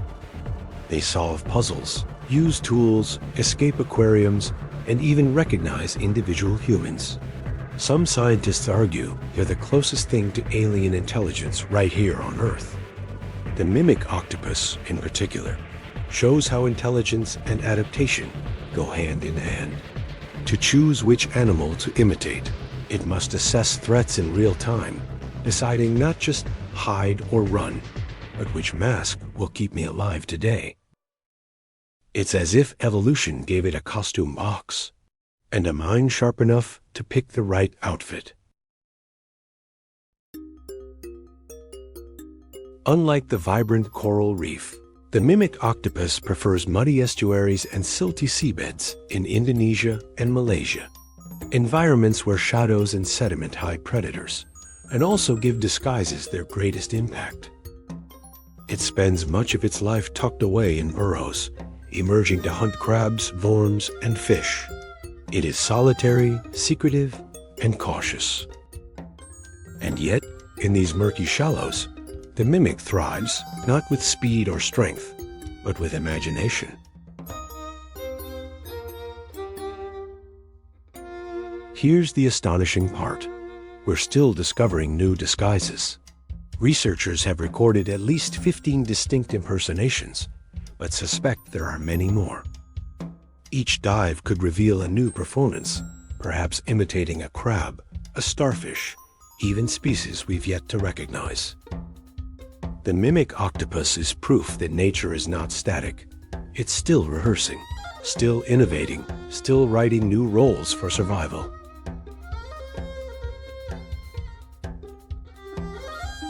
But mysteries remain. Do young mimics inherit their repertoire of disguises? Or do they learn by trial and error? Can they watch other animals and copy them? Or are these behaviors ancient, wired into their DNA? Some scientists even wonder, could mimicry be evolving in other creatures, hidden in the depths, waiting for us to notice? The ocean, after all, is a stage full of actors we've barely begun to meet.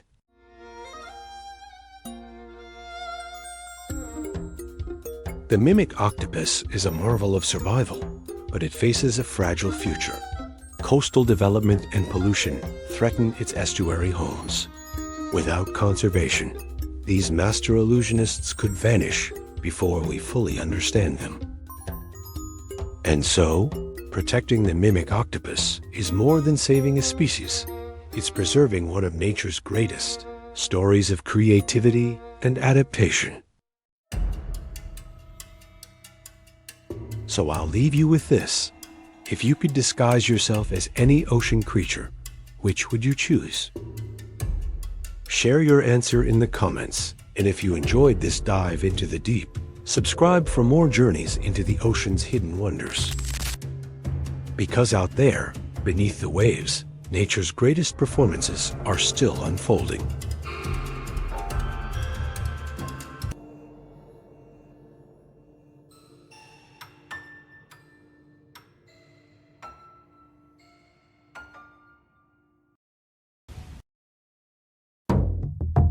With eyes that rival a cat's precision, a leap that defies gravity, and a curiosity rare in any creature, she is evolution's smallest enigma. In the tangled jungles of East Africa, beneath leaves glistening with morning dew, lurks one of nature's tiniest yet most extraordinary predators. Meet the jumping spider, a creature unlike any other. To her kin, she's a legend, a hunter of hunters. She is armed with 3 extraordinary superpowers. Her first gift, an astonishing way of getting around. She is a leap of legend, capable of vaulting up to 50 times her own body length. That's the human equivalent of crossing half a football field in a single bound.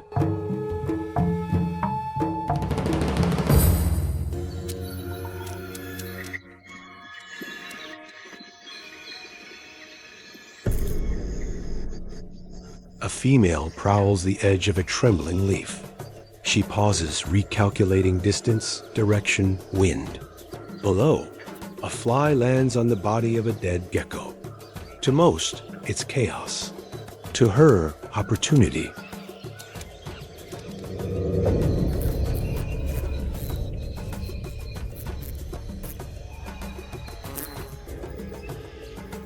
With a single, perfect leap, she hooks her dagger-like fangs into the fly.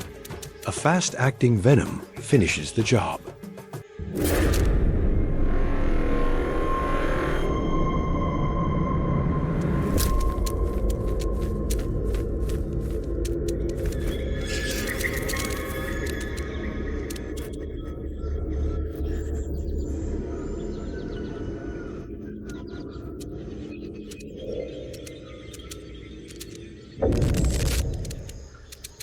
Fun fact, her brain is so small it could rest on the tip of a pin, yet it performs multi-step reasoning, a level of problem-solving once thought impossible for invertebrates.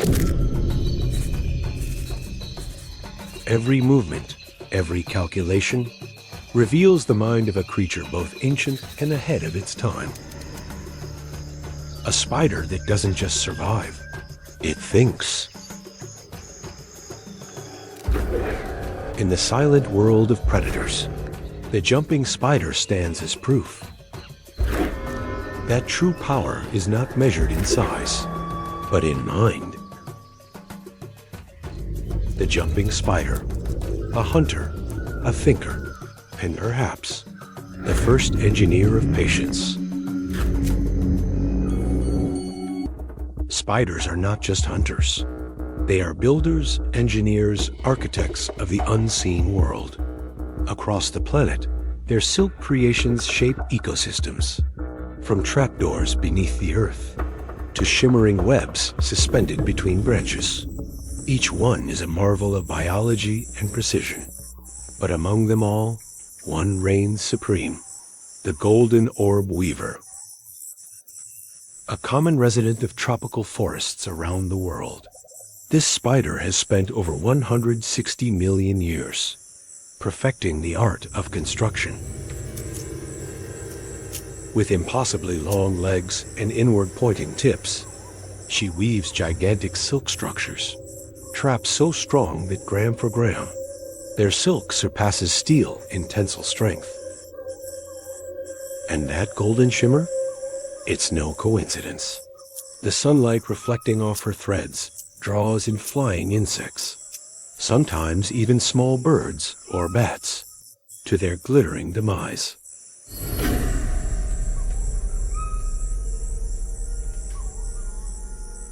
Each web is an architectural masterpiece, built not with tools or blueprints, but with instinct refined over eons.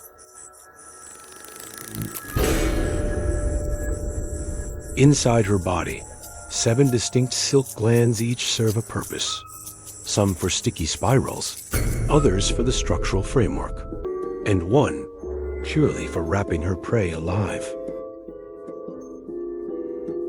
Here's a fun fact, that silk begins as a liquid. It's only when the spider tenses her muscles and forces it through microscopic nozzles that it solidifies into silk, a miracle of natural chemistry. As the strands twist and merge, they form a single, unbreakable cord, a thread connecting art and survival. And at the heart of this web, the female reigns alone. Every strand, every knot is her creation.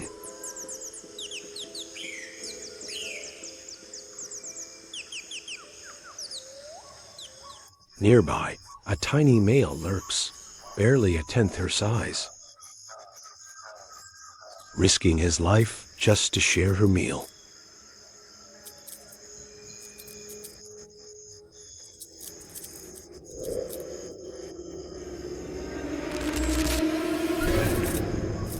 Each vibration on the web is her signal system, a 360-degree radar woven from silk and instinct. When a grasshopper stumbles into the trap, she reacts in a flash, venom and silk.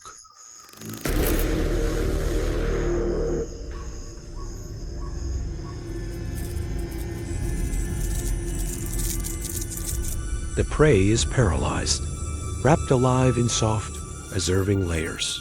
She hangs each parcel at the web's center, a tune woven from gold.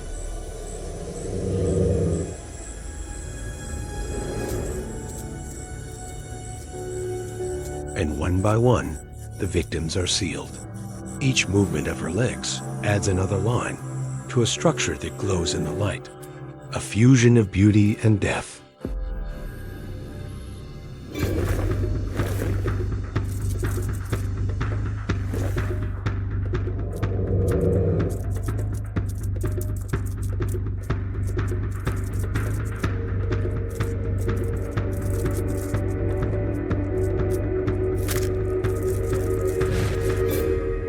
By dusk, the hunt is over. The golden orb rests in her golden palace, while the tiny male keeps his distance, waiting for the next tremor and another chance to steal a meal. Because in the world of spiders, architecture isn't just creation, it's survival.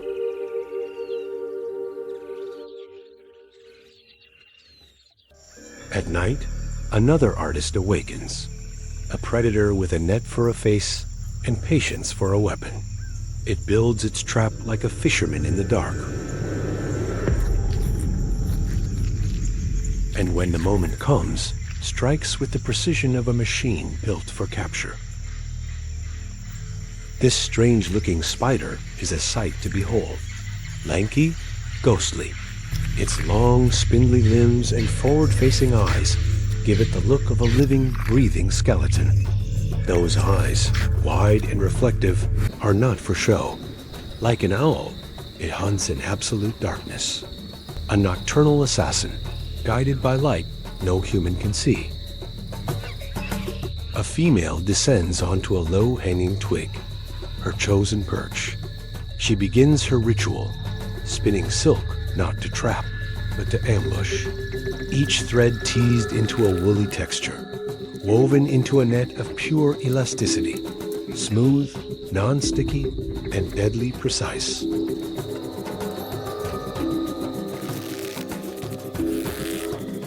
Now she waits, just 10 centimeters above the ground. Below, insects wander unknowingly through her hunting zone.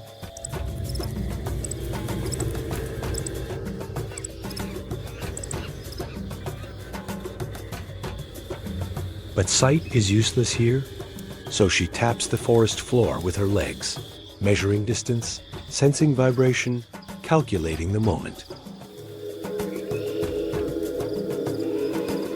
Then, tension. She stretches the net to nearly 3 times its size, a living slingshot of silk. The wider she pulls, the tighter it will snap. A cricket moves. In an instant, the spider strikes, launching her net downward with perfect aim.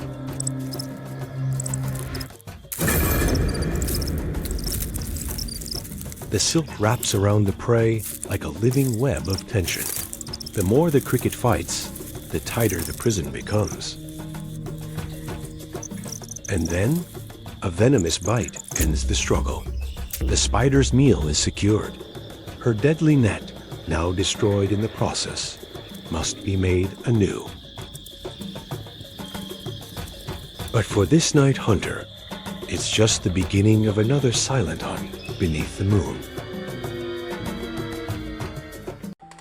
Next, it's the kind of story you'd tell around a campfire. A tale of creatures that you never quite see, because your imagination does most of the work. But this story isn't fiction. It's Australia.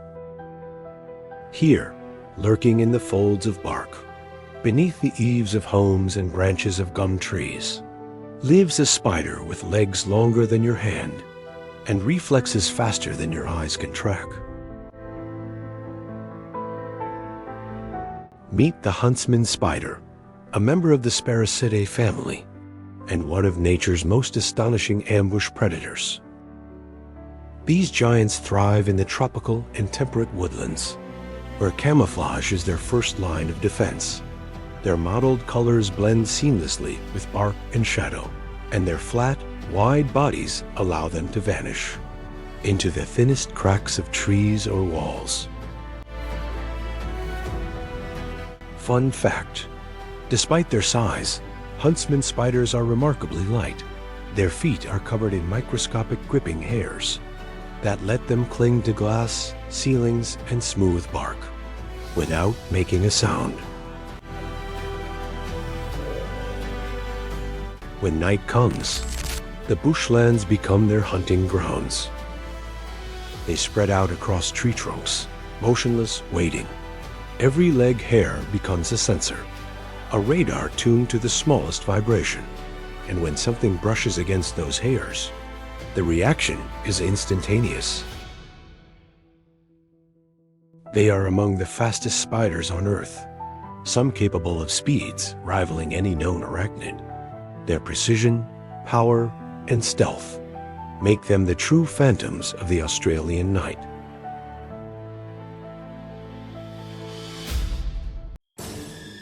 Now this is a trapdoor spider, a master architect of the unseen. It spends nearly its entire life underground, safe within a silk-lined burrow, crafted with such care that even the desert wind can't find it. At the entrance, it builds a perfect lid, a blend of soil, silk, and debris, hinged like a secret door. To an untrained eye, it's invisible, but behind it waits a predator born of patience. In total darkness, the spider crouches, motionless, its world defined not by sight, but by vibration. A passing grasshopper, a dinner announcement, then a jolt. The lid swings open, and in less than a heartbeat, the prey is gone, pulled into the depths of silk and shadow.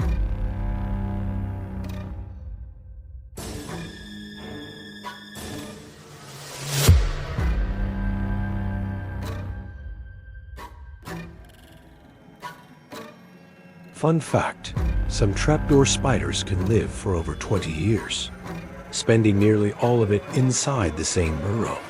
A lifetime lived beneath the surface, in perfect stealth. Only the toughest creatures survive here.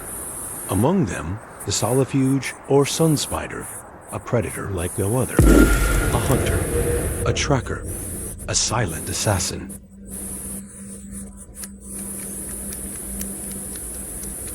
Strange sensory cups on its underside press gently against the sand, like microscopic ears, detecting even the faintest tremor of movement.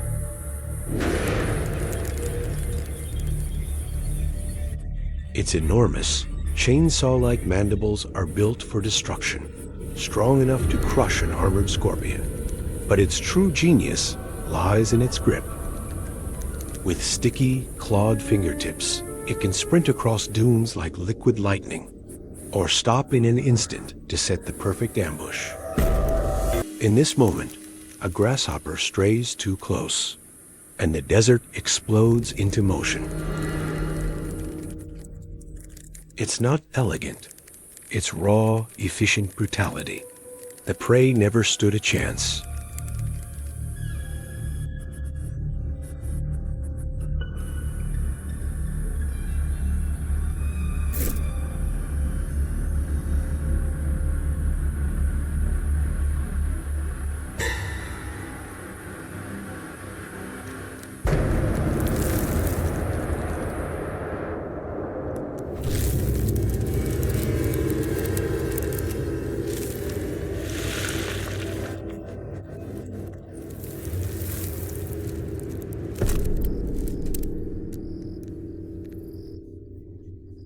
Those colossal jaws go to work, like a living hydraulic press, grinding the meal into a digestible pulp.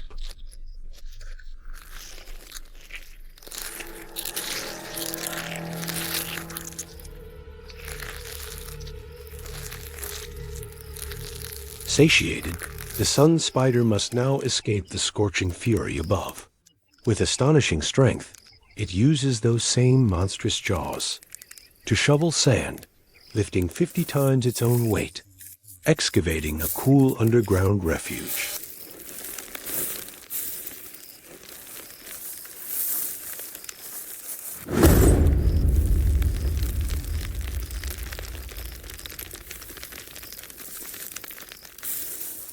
Here, beneath the burning desert, it waits for the sun to fall and for the hunt to begin once more.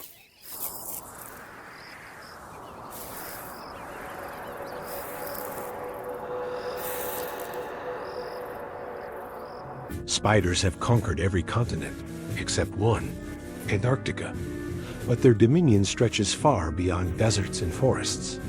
Some have claimed a kingdom of ripples and reflections.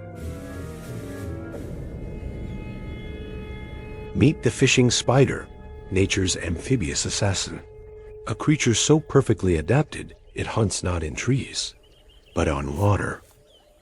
With spiny legs, shimmering eyes, and venomous fangs, it is the silent terror of ponds and wetlands across the world. But its true weapon lies not in its fangs. It lies beneath its feet. Each leg is lined with millions of microscopic hairs, repelling water, allowing it to glide across the surface, as though defying gravity itself. These same hairs sense the slightest tremor, a falling leaf, a swimming tadpole, or the subtle flick of a fish's fin. Every ripple tells a story, every vibration a clue. Here, a male holds his hunting ground, a still corner of the pond, rich with life. He anchors his back legs to the bank, while the front ones rest delicately on the water's skin. Then, a faint pulse, movement, prey. He pauses, reads the rhythm, judges the distance. A fish just beyond reach. He waits again. Walking on water is one miracle, but what comes next defies imagination. The fish stray too close to the shallows. The spider strikes, diving beneath the surface. Encased in a silvery bubble of trapped air, it can breathe underwater for minutes at a time. A living diver in a liquid world.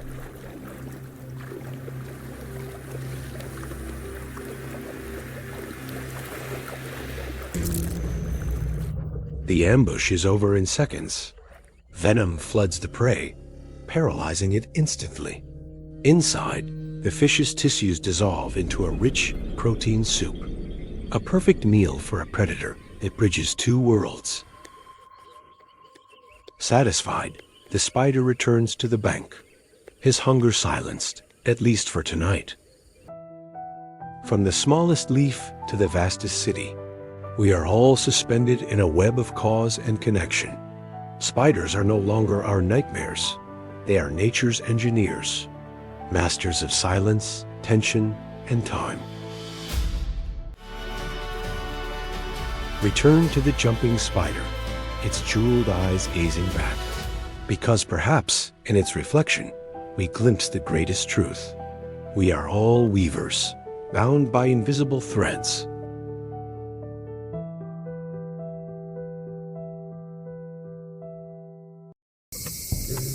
One decision, made only once every few years. And if she chooses wrong, every cub she will ever raise may die. Before she ever leads a hunt, before she ever teaches a cub to walk, the lioness faces a decision older than the savannah itself.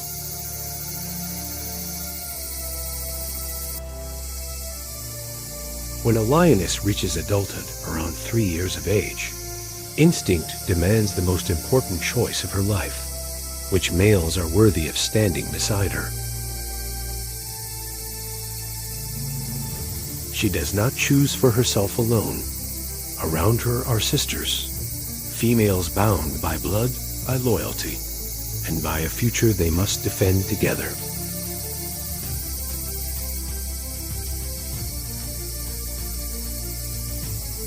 The choice she makes will echo far beyond her own lifetime.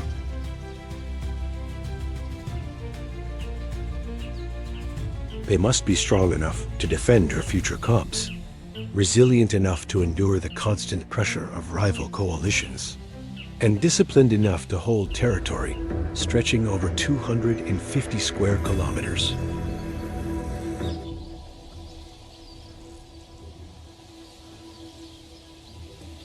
And when a coalition earns its place, the pride stabilizes. Cubs born under stable rule are far more likely to survive their first year. Hunts grow safer. The land grows quieter. This is not submission. It is partnership, written in instinct, strength, and survival.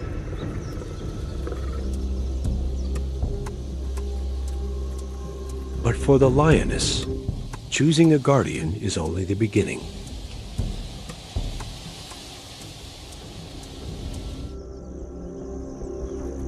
On the African plains, the most powerful lion is not the one you hear.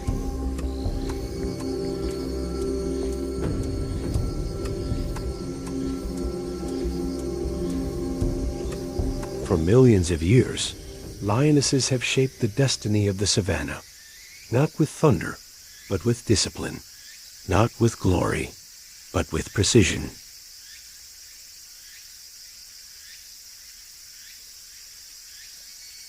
She is the provider, the strategist, the mother, the protector.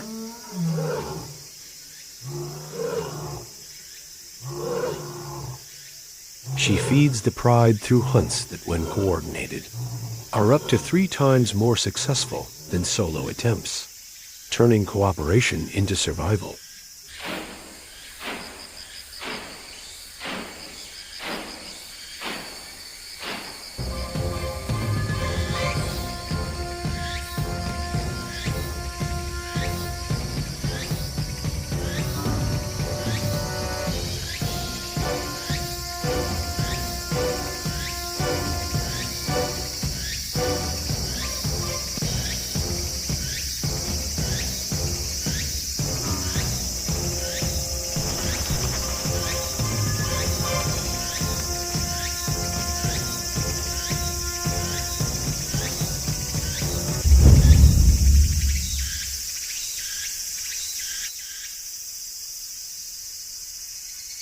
She raises her cubs with near constant vigilance, nursing them every 20 to 30 minutes in their earliest weeks, guiding them through play that secretly trains balance, timing, and restraint.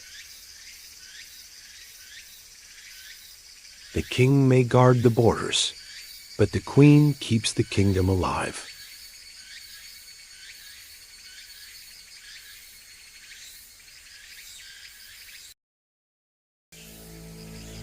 Here, survival isn't decided by strength alone. It's decided by heat, hunger, and how long you can endure. Her world is fire and silence, blazing days, freezing nights, shadows that stretch across a land that never stops testing her. Droughts return like clockwork. Prey migrations shift with every season.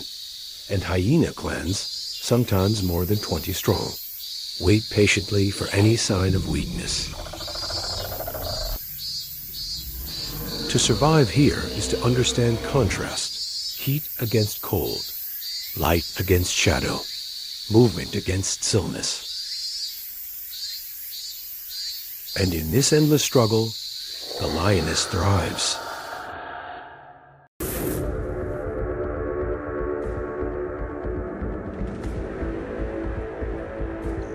She is not the strongest predator on the plains. She doesn't need to be. To master a world this unforgiving, evolution shaped the lioness into a creature of impossible effectiveness. Her coat erases her from sight.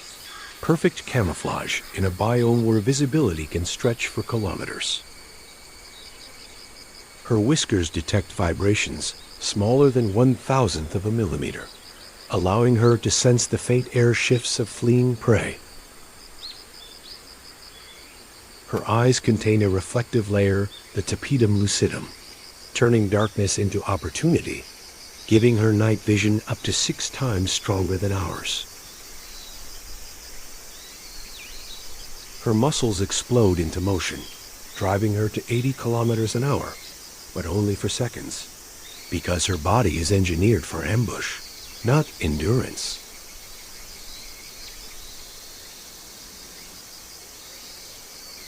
And then the final weapon, a 650 pounds per square inch bite, powerful enough to pierce bone and end a struggle swiftly. These are not tools of brute force. They are instruments of precision.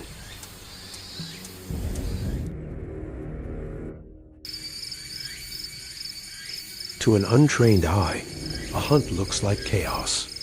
To a lioness, it's mathematics.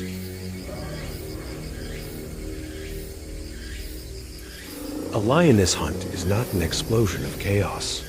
It is a symphony. She begins slowly, one step at a time, each foot placed exactly where the earth will not betray her. In coordinated prides, lionesses divide roles. Flankers who pressure the herd, center hunters who fracture movement, and ambushers lying in wait at escape routes. And sometimes, when the prey is too large, when the risk is too great for speed alone, the lioness changes the plan. She signals the male, not to lead, but to assist. Their mass becomes a wall.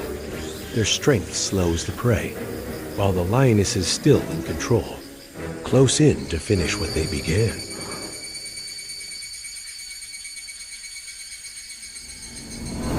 Prey rely on eyesight more than anything, but their vision is built for distance, not detail.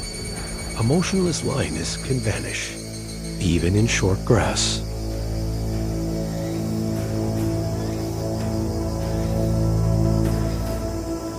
When the moment arrives, the plains erupt, dust rises, herds scatter, a single target hesitates, and hesitation is death.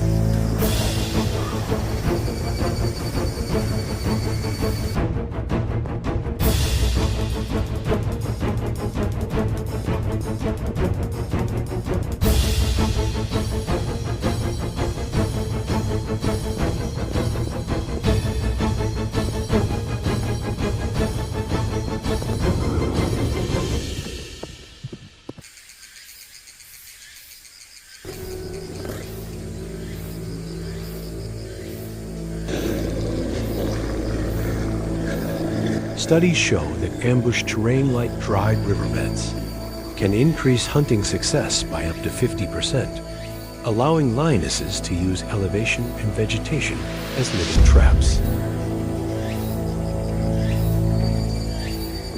And when the hunt ends, there is no celebration, only survival.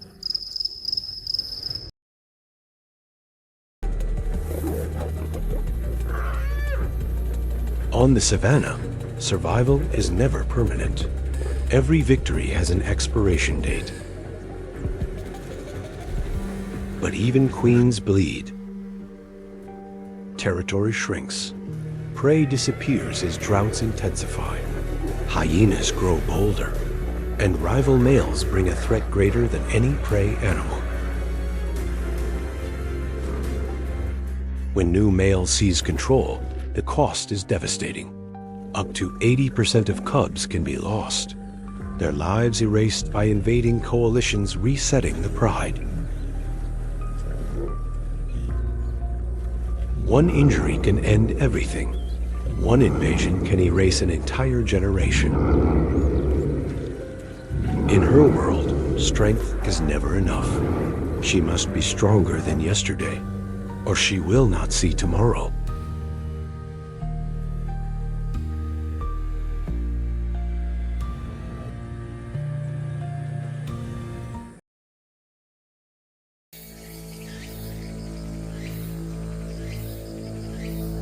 Remove her from the savannah, and the land itself begins to unravel.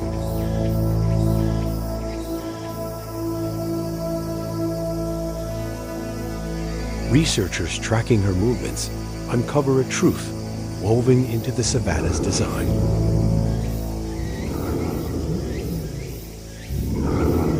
The lioness is not simply a hunter. She is an engineer of the ecosystem. By regulating herbivore populations, she prevents overgrazing, protecting grasslands, stabilizing soil, and sustaining countless species that depend on them.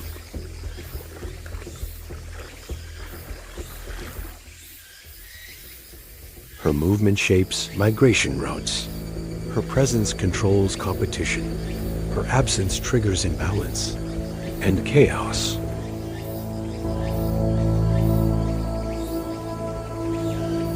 But where lionesses are protected, the savannah doesn't just survive, it thrives.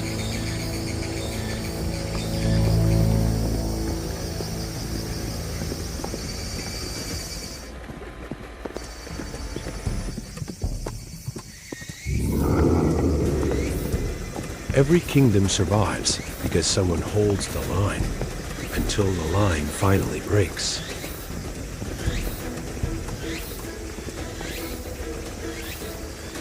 And now, the story circles back to where it began.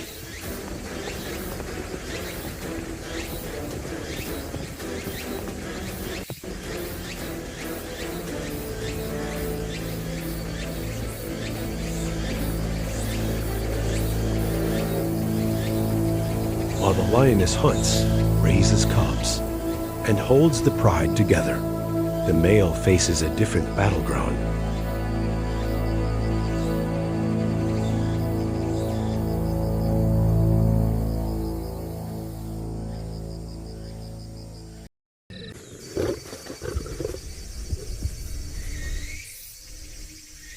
Night after night, he patrols the borders, sometimes walking more than 20 kilometers, reading scents, tracks, and echoes in the dark, defending a territory that exists only as long as he can protect it.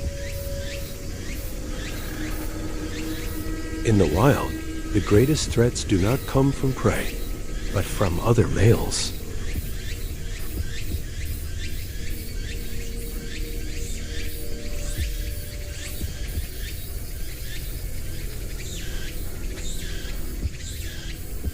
Three rivals cross the boundary, younger, heavier, united by hunger for a kingdom that is not theirs.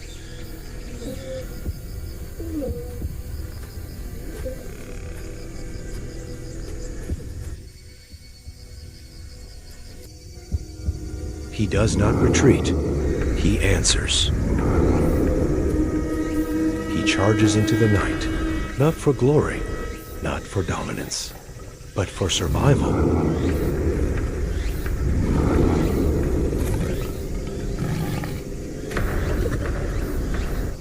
The battle is brief and brutally unequal.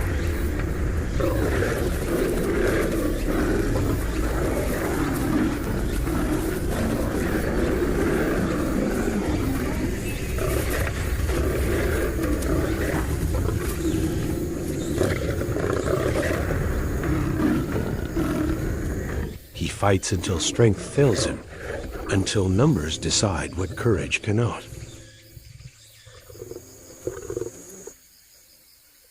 He loses the territory, not because he was weak, but because the wild does not reward bravery, only endurance.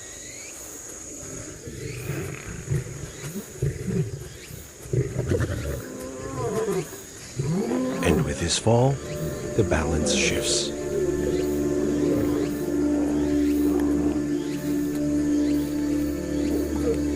This is why the lioness chooses carefully, why she reads strength not in roars, but in resilience.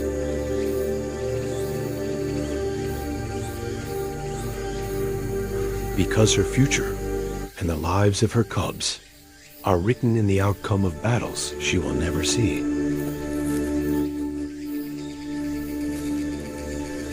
And so the circle closes. The lioness chooses the guardian, and the wild decides how long he can protect the queen.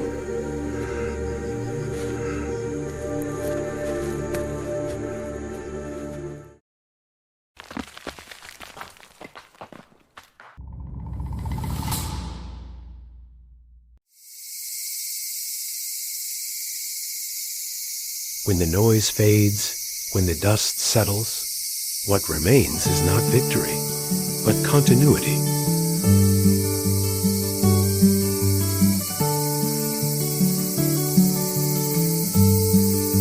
She hunts without applause, protects without reward, rules without ceremony.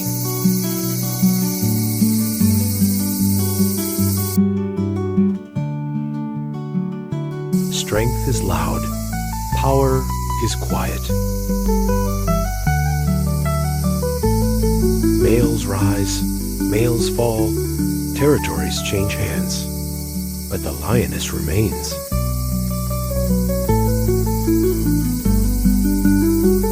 She feeds the pride when borders shift. She guides the cubs when guardians fall. She carries the knowledge of the land. Water, danger, refuge, etched into memory.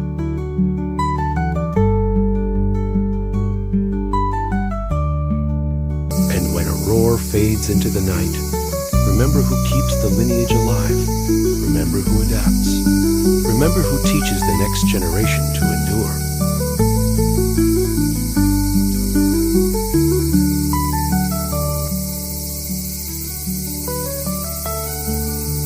The lion may be king, but the lioness is the kingdom.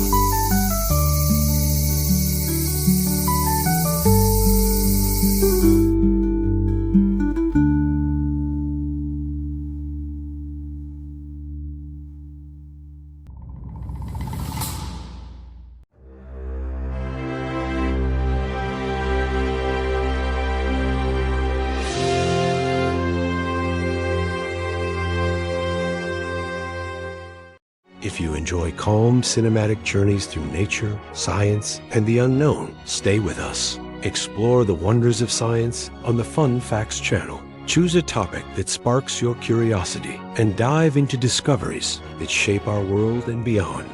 With a new story every week, there's always something extraordinary waiting. Subscribe and never miss the next journey.